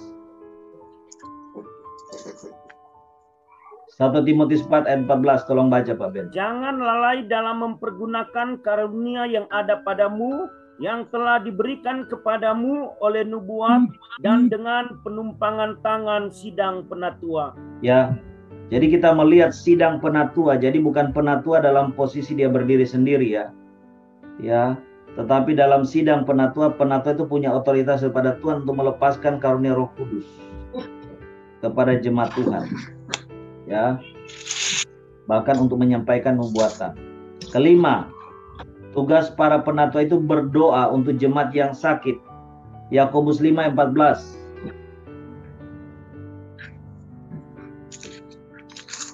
Yakobus 5 ayat 14. Yakobus 5 ayat 14.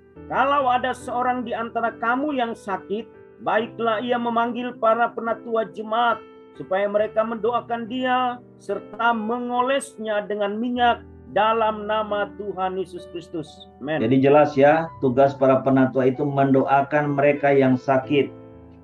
Jadi milikilah iman para penatua. Kalian doain orang sakit pasti sembuh. Karena ada perintah Tuhan untuk doain orang sakit. Kalau Tuhan perintah pasti Tuhan akan sembuhkan, ya. Kemudian saudara, kita lihat yang tugas ke-6 apa?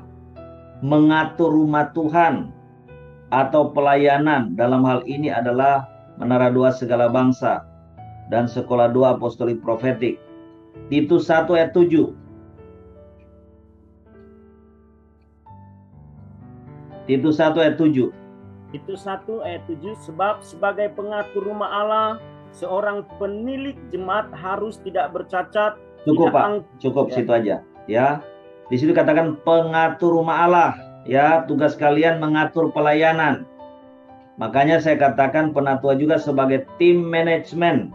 Ya, nah, kemudian sesudah itu jadi kita lihat dari apa uraian saya tadi di atas. Ya, paling tidak saudara ada 6 tugas para penatua itu.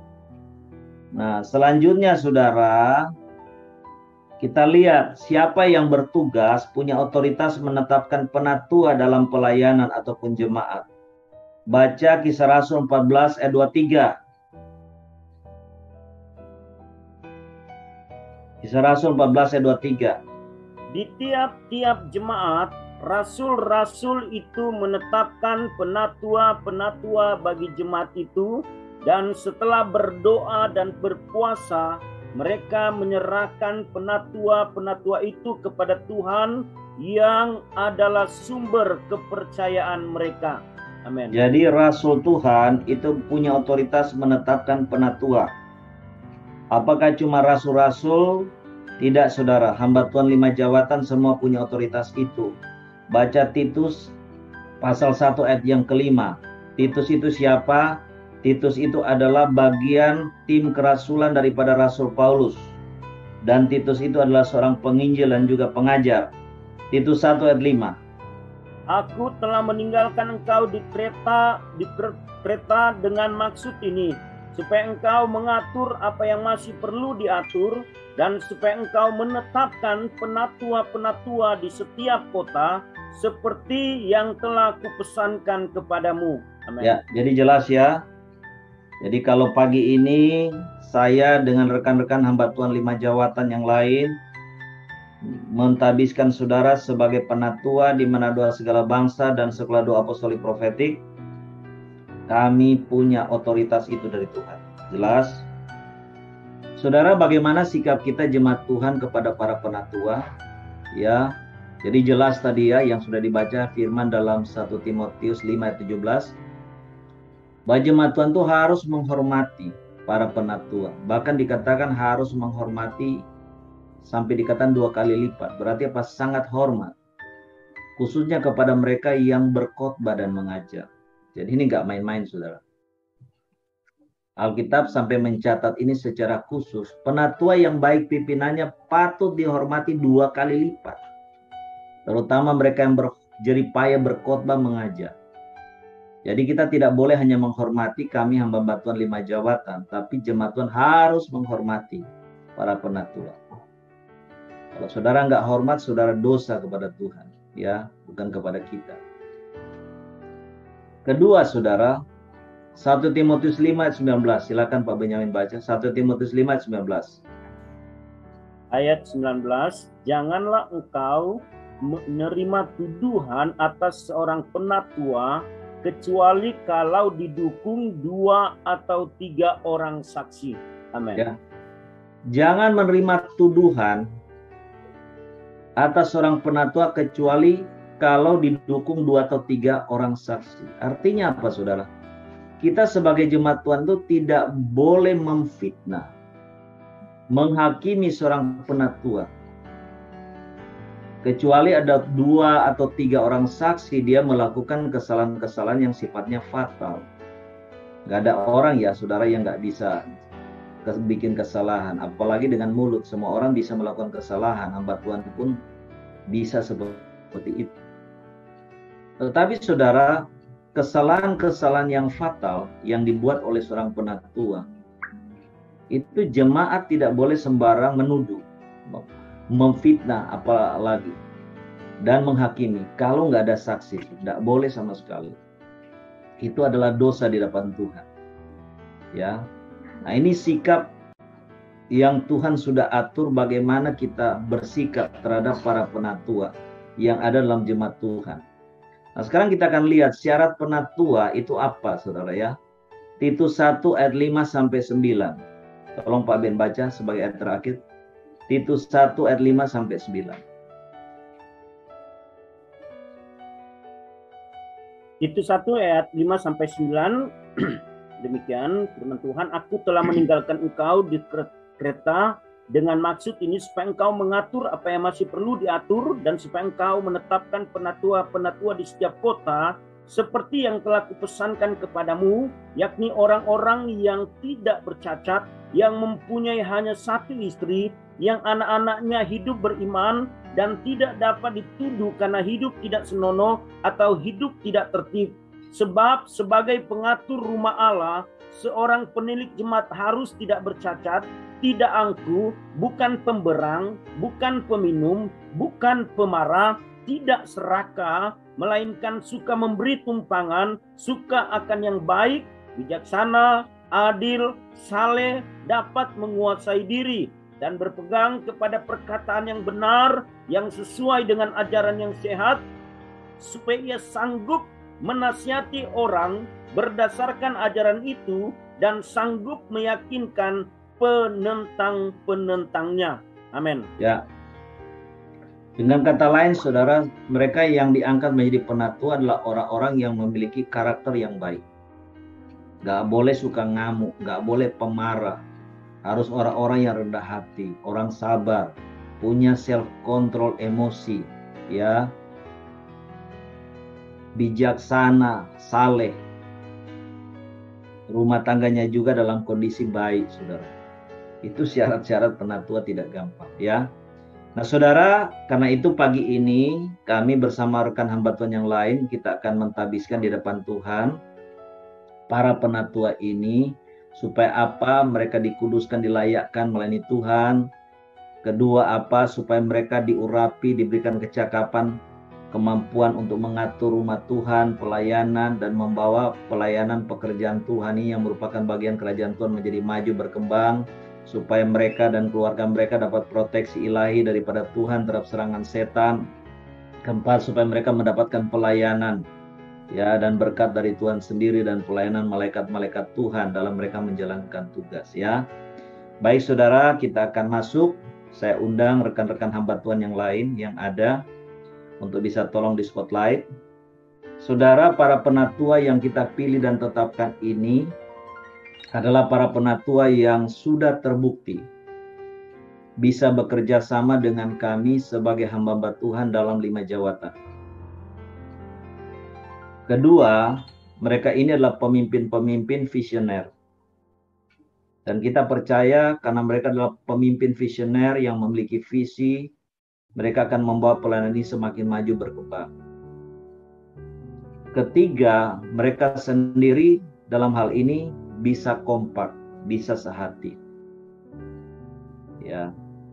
Keempat, selama ini mereka juga sudah menunjukkan teladan, ya, karakter yang baik, ya, di dalam melayani jemaat Tuhan dan juga melayani kita sebagai para gembala dalam 5 jawatan, ya. Dan mereka juga adalah sebagai hamba-hamba Tuhan yang sudah membantu kami selama ini, hamba-hamba Tuhan 5 jawatan, di dalam menggembalakan jemaat Tuhan, ya, mendoakan yang sakit, dan juga saudara di dalam mereka mengatur pelayanan. Nah, saudara, itulah sebabnya kenapa dalam pimpinan Tuhan kami menetapkan mereka berempat ini untuk menjadi para penatua dan tim manajemen yang akan mengatur pelayanan. Ditambah saudara, mereka punya tugas yang baru sesuai firman yang kita sudah baca tadi. Mereka bertugas menyelesaikan manakala ada masalah-masalah terjadi di dalam jemaat Tuhan, ya. Mereka yang akan membantu menyelesaikan. Baik saudara, saya minta untuk para penatua siapkan minyak urapan di tangan masing-masing. Kami akan berdoa dulu, ya. Kita akan berdoa dulu saudara.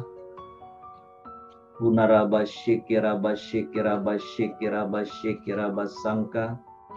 Saudara angkat di hadapan Tuhan urapan ini. Sangka.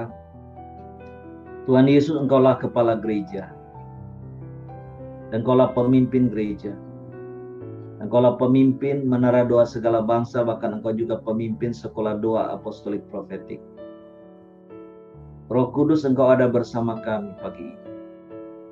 Kami minta Bapa di surga, dalam nama Yesus, pengurapan-Mu turun atas minyak urapan ini. Dan kuasa-Mu bekerja melalui minyak urapan ini.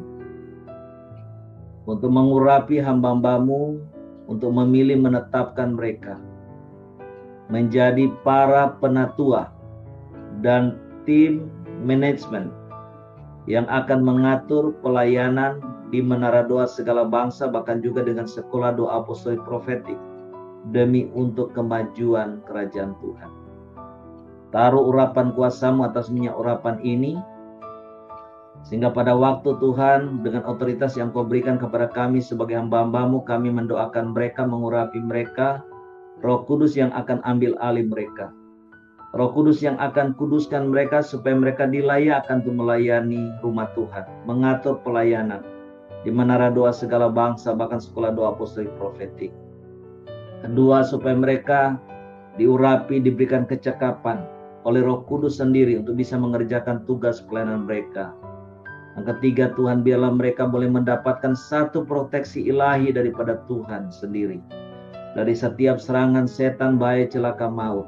Dan yang keempat, biarlah mereka boleh mendapatkan pelayanan dan berkat dari Tuhan sendiri dan malaikat-malaikat Tuhan. Kunarabasyikirabasang. Saudara ambil minyak urapan, dengar kami doakan. Di dalam nama Bapa di surga dan Tuhan Yesus Kristus, kami melepaskan urapan Tuhan turun atas engkau. Silakan saudara urapi di bagian dahi saudara, bentuk tanda salib. Dalam nama Bapa, Tuhan dan Roh Kudus, kami lepaskan urapan. Turun dalam nama Yesus. Turun dalam nama Tuhan Yesus Kristus. Kurabasyikirabasang. Kurabasyikirabasang. Pengurapan sebagai para penatua dalam nama Yesus Kristus turun atas Pak Nathanael. Dalam nama Yesus Kristus turun atas Ibu Juliet. Dalam nama Tuhan Yesus Kristus turun atas Pak Joshua Riko. Dalam nama Tuhan Yesus, pengurapan sebagai penatua dan juga sekretaris turun atas Ibu Priscilla Jessica. Dalam nama Yesus Kristus. Saya mau bicara buat Pak Nathanael. Tuhan katakan, aku akan membuka matamu, sehingga engkau akan mendapatkan penglihatan yang lebih lagi daripadaku. Dan aku akan memberikan engkau vision, penglihatan. Apa yang kau harus kerjakan dengan pasukanku, kata Tuhan. Negara-negara mana yang kau harus doakan. Dan strategi-strategi apa yang kau harus buat. Ada roh hikmat, pengertian, kebijaksanaan, kesabaran. Bahkan ada perlindungan Tuhan yang sempurna atas engkau, istrimu, anak-anakmu, bahkan seluruh karir usaha pekerjaan. Ada penjagaan yang khusus dari malaikat-malaikat Tuhan atas kehidupanmu dan keluargamu. Bahkan seluruh tugas pelayanan yang dipercayakan Tuhan kepadamu. Di dalam nama Yesus kami lepaskan urapan kuasa Tuhan. Dimeteraikan dengan darah Tuhan jadi atas kehidupan Pak Nathanael dalam nama Tuhan Yesus Kristus. Kurabasyikirabasang. Pak Joshua Riko. Tuhan katakan, aku pilih dan tetapkan engkau sebagai seorang penatua untuk melayani dalam dunia bisnis, untuk memperhatikan dunia bisnis. Karena bersama engkau dan tim yang kau pimpin, engkau ambil dan menjadi berkat bagi jemaat. Untuk mereka mendapatkan income dalam segala usaha pekerjaan mereka. Untuk mereka semakin diberkati oleh Tuhan. Engkau juga akan membantu di dalam menyelesaikan masalah-masalah yang timbul dalam jemaat Tuhan. Karena ada roh hikmat bijaksana yang akan diberikan Tuhan atas engkau. Kami lepaskan urapan dan kami training dengan darah Tuhan dalam kehidupan Pak Joshua Riko. Dalam nama Yesus Kristus. Ibu Juliet, ada urapan berkat kekayaan di dalam hidupmu. Urapan berkat kekayaan ini akan mengalir dalam hidupmu supaya engkau jadi berkat bagi banyak orang. Engkau jadi berkat bagi banyak hamba-hambaku, kata Tuhan. Dan engkau akan melihat ke depan ada banyak vision yang akan kuberikan kepadamu. Engkau akan mendapatkan mimpi-mimpi daripadaku. Engkau akan mendapatkan penglihatan-penglihatan yang daripadaku, kata Tuhan. Bahkan aku akan membuka telingamu, sehingga engkau akan lebih peka lagi mendengar akan suaraku, kata Tuhan. Dan akan ada terobosan-terobosan yang engkau akan kerjakan dalam bisnis usaha pekerjaan.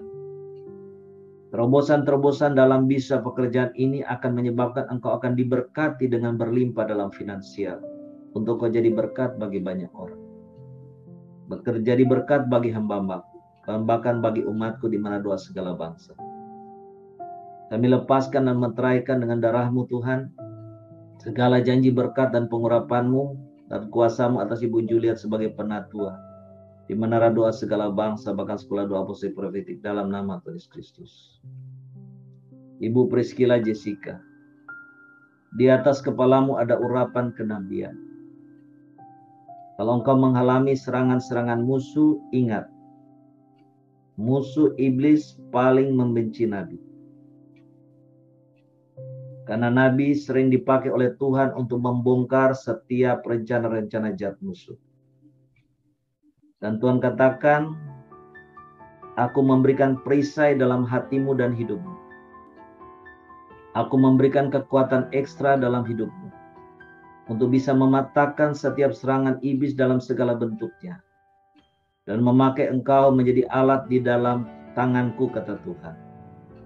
Tuhan katakan teruslah maju, jangan takut dan gentar. Karena itulah bagian yang kau harus terima sebagai seorang pelayanku, kata Tuhan. Karena engkau harus mengikuti teladan Tuhan Yesus Kristus.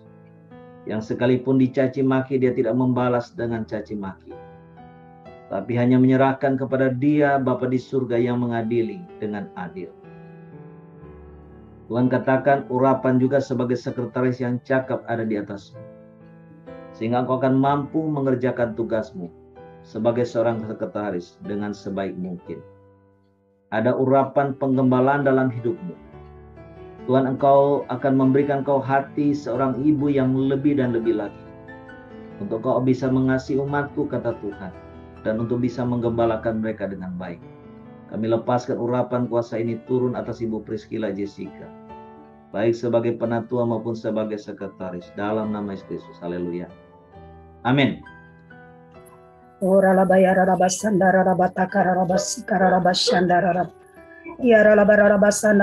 Bapa, di dalam nama Tuhan Yesus, kami menyerahkan kekasih-kekasih kami yang pada hari ini ditabiskan, didoakan, diteguhkan sebagai penatua di menara doa segala bangsa. Taruhkan mata mereka seperti mata Raja Wali, orang-orang yang punya visi sebagai visioner.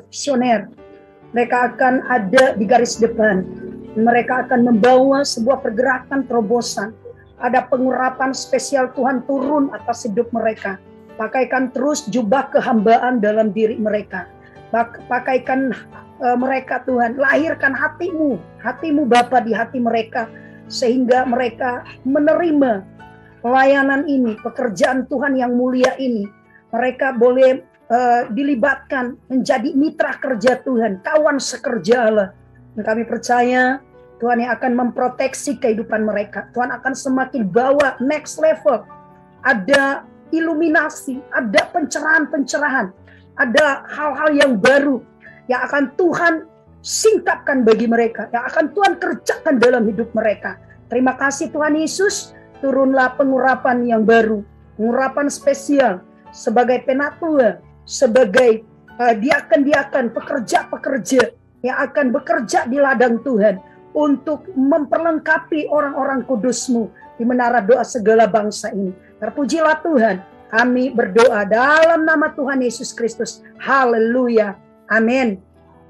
Payara papa sikarama yara sikarama yara papa hara payara sikarama yara sokoromo yara mayara sikaramo Kami terima semua pelantikan hari ini Tuhan.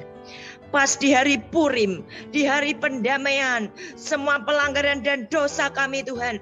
Semua Tuhan kemandulan dalam rohani kami, semua kemandulan dalam iman kami, dalam karakter kami. Engkau sudah memperbarui, Engkau sudah mengampuni, Engkau sudah membasuh dan mengguyur dengan darah Anak Domba Allah. Kami terima Tuhan, sebagai sahabat Kristus kami melakukan pelantikan ini dan kami menerima menjalankan. Bukan untuk setiap nama kami masing-masing, tapi untuk menjadi sahabat Kristus, menjadi mempelainya, sampai Tuhan Engkau mengangkat kami di awan-awan, dan sampai Tuhan nama kami tercantum di kerajaan surga. Beri kami tahu Tuhan, beri kami tahu untuk menjadi sahabat-Mu, menjadi mempelai-Mu. Biarlah kami melakukan dengan standar surga, bukan dengan standar manusia. Kami melakukan dengan seirama dengan detak jantung. Terima kasih Bapa, terima kasih. Kami mendoakan dan berdoa untuk kami sendiri dan juga untuk semuanya Tuhan. Ada hati menjadi mempelai Kristus, ada hati untuk menjadi sahabatnya. Kami terima dengan legalitas, mandat, otoritas, kuasa yang dari surga. Kami terima jadi genap tuntas dengan kuasa-Mu dan darah Anak Domba Allah memeteraikan di dalam nama Yeshua HaMasiah. Amin, amin. Ya radala pasik karana la ya rapapa ya radala pasik karana la ya radala pasik karana la. Tuhan, terima kasih Tuhan hari ini Tuhan untuk hamba-hamba-Mu ya Tuhan yang sudah Engkau percayakan Tuhan menjadi penatua di menara doa segala bangsa ini Tuhan. Mereka adalah orang-orang yang Engkau urapi ya Tuhan, orang-orang yang Engkau pakai ya Tuhan, orang-orang yang terus menangkap isi hati-Mu ya Tuhan, terus melekatkan hatinya kepada hati-Mu ya Tuhan Yesus. Tuhan, terima kasih Engkau mengurapi terus Tuhan, Engkau memakai mereka Tuhan seturut dengan menangkap isi hati-Mu ya Tuhan. Mereka akan melakukan seturut dengan panggilannya ya Tuhan Yesus. Engkau terus Tuhan curahkan roh kecerdasan, pengertian, pengetahuan serta pewahyuan. Engkau berikan roh ketangkasan, kecepatan dan ketepatan ya Tuhan. Tuhan, terima kasih Tuhan, semuanya itu Tuhan Engkau sendiri yang memilihnya Tuhan Yesus. Engkau mengurapi mereka Tuhan. Setiap telur-telur yang dierami ya Tuhan dengan Roh Kudus hari ini telah pecah, hari ini telah melahirkan suatu ministry-ministry yang dahsyat dan luar biasa Tuhan untuk memperluas kerajaan-Mu ya Tuhan Yesus. Tuhan, terima kasih Tuhan, Engkau terus Tuhan Yesus terus mengurapi mereka Tuhan, terus memberkati mereka terus ya Tuhan Yesus, memberikan pewahyuan demi pewahyuan di dalam penatua-penatua ini ya Tuhan Yesus.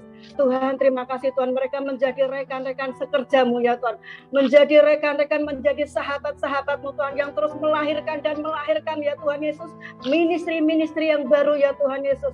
Tuhan, untuk menjangkau jiwa-jiwa, untuk membawa suatu lawatan yang besar Tuhan di menara doa segala bangsa ini Tuhan. Terus Engkau perluas kapasitasnya Tuhan, Engkau perbesar wadah-wadahnya Tuhan. Di setiap pulau-pulau, setiap segala bangsa Tuhan akan berdiri menara doa segala bangsa ya Tuhan Yesus. Tuhan, Kau terus Tuhan Yesus, kami serahkan untuk para penatua-penatua ini Tuhan, memiliki hati yang mengasihi Engkau lebih sungguh dan sungguh lagi Tuhan, mengasihi Engkau lebih sungguh dan sungguh lagi ya Tuhan, menghargai sesamanya Tuhan Yesus, dan mereka Tuhan akan melakukan setiap misi dan visi ya Tuhan yang daripada-Mu ya Tuhan, dengan genap dan tuntas ya Tuhan, tidak ada kemandulan-kemandulan, semuanya akan melahirkan, semuanya akan mengandung, melahirkan dengan generasi-generasi yang baru ya Tuhan. Terima kasih Tuhan, terima kasih, biarkan Kau memberikan hati yang unity, yang bersatu ya Tuhan, terus mengerti akan isi hati-Mu, terus menghormati pemimpin menara doa segala bangsa dan tunduk dengan otoritas yang sudah dipercayakan kepada mereka ya Tuhan Yesus. Tidak ada pemberontakan, tidak ada kemarahan, namun ada roh kelemah lembutan, roh penundukan diri terus ada di dalam hidup mereka ya Tuhan Yesus. Roh takut akan Tuhan terus ada tertanam dalam hidup mereka ya Tuhan. Mereka terus bergandengan tangan satu sama lain ya Tuhan Yesus untuk melakukan ya Tuhan mandat yang daripada-Mu untuk menara doa segala bangsa ini ya Tuhan, di dalam nama Tuhan Yesus. Terima kasih Bapak, hamba berdoa juga Tuhan untuk 5 jawatan ini ya Tuhan Yesus. Tuhan, Engkau terus Tuhan Yesus berikan roh unity, roh kesatuan, sepakat, sehati, sejiwa dan sejalan ya Tuhan Yesus, untuk tim 5 jawatan ini Tuhan Yesus. Terus Tuhan Kau pakai Tuhan, Kau memberkatinya Tuhan, memberkati tubuh jiwa rohnya, memberkati setiap pelayanannya dimanapun ya Tuhan mereka Tuhan Yesus. Engkau selalu hadir, Engkau selalu Tuhan Yesus berikan hati yang bersatu ya Tuhan Yesus. Bapak hamba berdoa juga Tuhan untuk pemimpin ya Tuhan Yesus, Pak Hebron ya Tuhan. Tuhan terus Engkau mengurapi ya Tuhan, Engkau terus mengurapi ya Tuhan, mengurapi terus mengurapi. Engkau terus berikan pewahyuan dan pengertian yang baru Tuhan. Engkau terus Tuhan Yesus tambahkan roh kecerdasan, pengertian, pengetahuan serta pewahyuan ya Tuhan. Engkau terus Tuhan Yesus membentengi Tuhan Yesus Pak Hebron dan keluarganya, istri dan anaknya Tuhan. Terus ada para malaikat-malaikatmu terus membentengi Tuhan, sehingga setiap panah-panah iblis tidak bisa menyentuhnya ya Tuhan. Di dalam nama Tuhan Yesus Engkau terus memberkati Tuhan seluruh Tuhan Yesus keluarga besar Menara Doa Segala Bangsa ini Tuhan. Terus Engkau terus kirimkan juga Tuhan Yesus jiwa-jiwa yang haus akan kebenaran-Mu, jiwa-jiwa yang perlu diselamatkan ya Tuhan. Di dalam nama Tuhan Yesus, melalui Menara Doa Segala Bangsa ini Tuhan. Melalui para pemimpin-pemimpin, para penatua-penatua, melalui para koordinator-koordinator, melalui pelayanan 5 jabatan ya Tuhan. Semuanya ya Tuhan digenapi dan dituntaskan ya Tuhan untuk membawa suatu lawatan yang dahsyat. Terima kasih ya Tuhan, terima kasih semuanya dari Engkau dan hamba kembalikan kepadamu di dalam nama Tuhan Yesus. Haleluya. Amin. Sikaramata karamayara sikaramayara papa. Oh rapayara sakaramayara matako. Kiaramayara sikaramo kiaramo. Kami terima mencapai destiny Yusuf akhir zaman. Kami terima destiny Yusuf akhir zaman. Terima kasih Tuhan. Kalau Yusuf Tuhan sudah membayar semua Tuhan. Sudah merobek semua kedagingannya. Apapun. Dan dia mencapai destiny. Maka kami terima warisan Yusuf akhir zaman dalam lumbung Yusuf ini Tuhan. Memberikan semua kami yang terkait di lumbung Yusuf. Terikat dengan Bapa, Putra dan Roh Kudus. Dan kami selalu menggunakan selengkap senjata Allah. Semua yang nama sudah tersebut tadi Tuhan. Engkau memberi pengurapan masing-masing kami. Juga kepada kami semuanya Tuhan. Yang terkait Tuhan. Semua terkait terikat dengan Yeshua HaMashiach, Yehova Jireh. Tuhan yang menyediakan. Dan Yehova Nisi. Engkau yang melawan setiap musuh-musuh. Dalam roh jiwa tubuh. Sehingga ini Tuhan untuk kemuliaan namamu. Meradiasi ke 34 provinsi dan bangsa-bangsa. Dan setiap orang yang terkait terikat dalam lumbung Yusuf mengalami api lawatan, mengalami terobosan. Tidak ada kemiskinan lagi. Kemiskinan dalam roh tubuh jiwa jasmani rohani dilepaskan, dibebaskan dengan darah anak domba Allah. Dalam lumbung Yusuf ini Tuhan, bukan hanya untuk memberi makanan jasmani saja Tuhan. Tapi setiap dia menerima sesuatu yang jasmani, di rohnya terkonek, di rohaninya terikat. Terima kasih Bapak. Kami terima Tuhan. Kami terima ini Tuhan. Bukan sebagai pangkat. Tapi semua kepujian untuk Dia, Yeshua HaMashiach. Bukan untuk dua, Tuhan dan kami. Tapi untuk Dia. Untuk Engkau seutuhnya. Kami serahkan hormat, pujian, hormat, kemuliaan untuk-Mu. Maka setiap kami, Tuhan, kalau berpikir untuk Dia, maka kami tidak berpikir untuk kami dan nama kami. Berkati Tuhan setiap rekening-rekening. Berkati setiap pengurusnya. Berkati semua kami Tuhan. Baik yang tertinggi maupun yang anggota. Di mata-Mu sama. Engkau bukan melihat di mana pangkat kami. Engkau tidak melihat kedudukan kami. Tapi Engkau melihat di mana cinta kami. Di mana roh kami menyala-nyala. Terima kasih Bapak. Setiap tangan-tangan yang terkonek. Ada berkat, ada perjanjian darah. Setiap tangan yang terkonek, setiap dia menulis, setiap dia menandatangani, ada terkonek dengan Bapa, Putra dan Roh Kudus. Ada mengandung kehormatan yang mengandung tanggung jawab dan mengandung pertanggungjawaban saat kita ketemu muka dengan muka Bapa di surga. Terima kasih Bapak. Kami terima pengurapan, kekuatan dalam lumbung Yusuf ini. Bersama Raja di atas segala Raja. Engkau Tuhan kami, Engkau benteng kami. Engkau tempat perlindungan kami. Engkau yang memberikan setiap kebutuhan kami. Luper. Bukan untuk diri kami. 35 provinsi dan bangsa-bangsa. Otomatis Tuhan dalam diri kami tidak akan kekurangan. Terima kasih Bapak. Kami hadapkan semuanya. Engkau yang melantik. Langsung dilantik yang dari surga. Amin. Terkonek dengan Bapa, Putra, dan Roh Kudus. Tuhan, kami butuh tangan-Mu. Kami butuh satu patah kata-Mu. Membuat kami terang. Membuat kami berbeda. Buat satu patah kata-Mu. Membuat kami berbeda. Nasib kami berbeda. Cara berpikir kami berbeda. Destiny kami berbeda. Rekening kami berbeda. Di dalam nama Yesus Hamasiah. Sentuh juga MDSP. Membuat perbedaan. Hanya untuk pujian kemuliaan nama Yesus Hamasiah. Terima kasih Bapak. Kami hadapkan pemimpin kami Pak Ebro. Kami percaya Tuhan. Di atas dia hanyalah Bapa, Putra, dan Roh Kudus. Yesus Hamasiah. Yehova Nisi, Yehova Rafa, Yehova Jireh. Amin. Tidak ada kesakitan dalam roh jiwa tubuh kami. Kami terima kemenangan legalitas. Amin. Terima kasih Bapak. Kami terima pelantikan di hari raya Purim ini. Amin. Dengan legalitas surga sah, genap, tuntas, kekal sampai Tuhan menjemput kami. Haleluya. Amin. Amin. Amin. Tuhan, hamba serahkan Tuhan untuk para pengurus-pengurus yang di Lumbung Yusuf ini Tuhan. Mereka orang-orang yang Kau pilih Tuhan dengan ketepatan ya Tuhan. Tuhan, Engkau terus Tuhan memakai mereka Tuhan untuk menjadi pengelola-pengelola di Lumbung Yusuf ini ya Tuhan. Pakai mereka Tuhan Yesus untuk mengelola di Lumbung Yusuf sehingga Lumbung Yusuf akan menciptakan suatu generasi-generasi yang baru ya Tuhan, dengan melahirkan suatu ministry-ministry yang baru Tuhan di Lumbung Yusuf ini ya Tuhan. Tuhan, terus Engkau mengurapi mereka ya Tuhan. Terus Tuhan, setiap lumbung-lumbung ini Tuhan Kau isi terus ya Tuhan dengan berkat-berkat yang penuh susu dan madunya Tuhan, terus mengalir dan tiada pernah ada henti-hentinya Tuhan, sehingga Tuhan Lumbung Yusuf ini penuh dengan kemuliaan-Mu, semuanya untuk kemuliaan-Mu, untuk memperbesar kerajaan-Mu Tuhan. Sehingga ya Tuhan, Engkau yang berperkara Tuhan. Engkau ya Tuhan yang terus memberkati Lumbung Yusuf ini Tuhan. Engkau juga yang memberkati seluruh kepengurusannya ya Tuhan. Mereka akan unity, sepakat, sehati, sejiwa dan sejalan ya Tuhan, untuk memperbesar Lumbung Yusuf ini Tuhan, sehingga dimanapun mereka berpijak Tuhan, di situ akan Lumbung Yusuf terus berdiri Tuhan, yang terus akan mengerimkan raja-raja, berkat raja-raja, berkat bangsa-bangsa, berkat konglomerat-konglomerat, berkat anak-anak rohani, berkat orang fasik yang tertimbun, berkat kaum Kedar, Nebayot, dan Kentura. Mereka Tuhan akan terus tercurah mengalir di wadah Lumbung Yusuf ini Tuhan, hingga luber ya Tuhan, semuanya untuk kemuliaan-Mu ya Tuhan. Terima kasih Tuhan, Kau terus memberkati Tuhan keluarga demi keluarga Tuhan di pengurus Lumbung Yusuf ini Tuhan. Terus Tuhan Kau memberkati mereka, Kau mencukupkan segala keperluan mereka ya Tuhan, sehingga mereka Tuhan akan mengurus Lumbung Yusuf ini Tuhan dengan segenap hati, segenap tubuh, dan segenap rohnya Tuhan, hanya untuk kemuliaan-Mu ya Tuhan.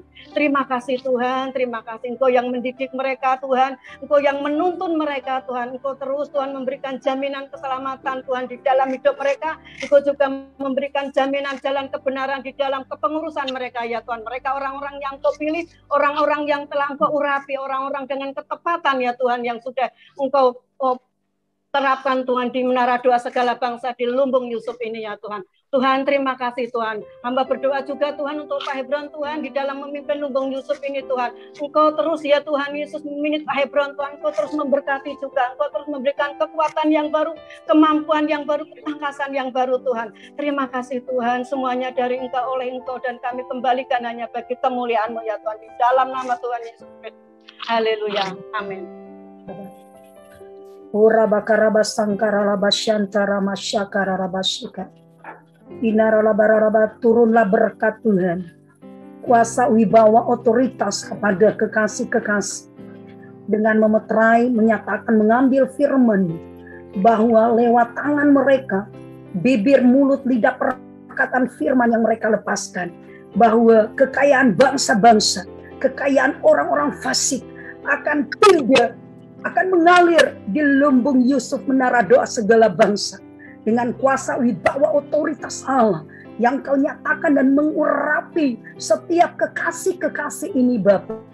Kami percaya mereka akan menyediakan Tuhan, penyediaan-penyediaan, memberi makan kepada bangsa-bangsa lewat berkat Tuhan, mengalir, meluber, melimpah-limpah Tuhan atas Tuhan. Oh Lumbung Yusuf di menara doa segala bangsa, Kau akan pakai wadah ini untuk menjadi perpanjangan tangan Tuhan, menjadi saluran berkat, menjadi pipanya Tuhan, mengalirkan berkat-berkat Tuhan atas kehidupan umat-Mu, melebarkan, membangun, menegakkan kerajaan-Mu Tuhan atas Indonesia, atas bangsa-bangsa. Turunlah pengurapan Tuhan, berkat damai, kekuatan keuangan finansial, hikmat marifat sorga melengkapi setiap kehidupan anak-anakmu. Di dalam nama Tuhan Yesus Kristus. Haleluya.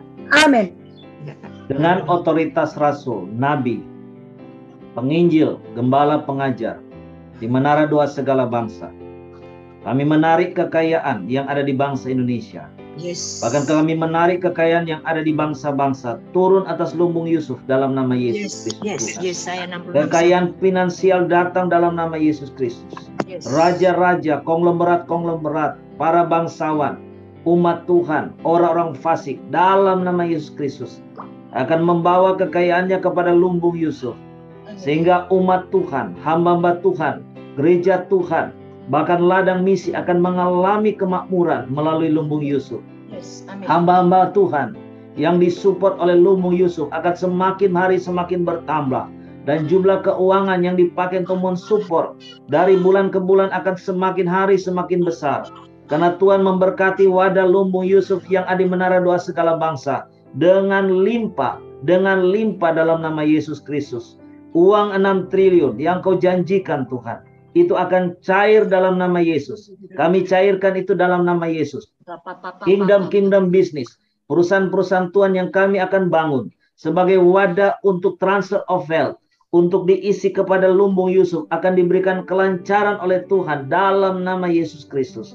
Dan orang-orang yang kau sudah pilih Tuhan, engkau yang akan urapi mereka, baik Ibu Juliet Bapak, baik juga Ibu Moren, baik juga Ibu Melania, Ibu Metita Laya, Ibu Shirley, Pak Benyamin, Ibu Kristen Poppy.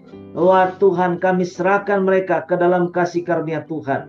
Tuhan yang akan memberikan mereka kecakapan, kemampuan untuk mengerjakan tugas. Berikan mereka hati Yesus, hati yang penuh belas kasih. Berikan mereka telinga yang peka untuk betul cepat tanggap, untuk mengerjakan, untuk membantu hamba-hamba Tuhan yang melayani di kerajaan Tuhan.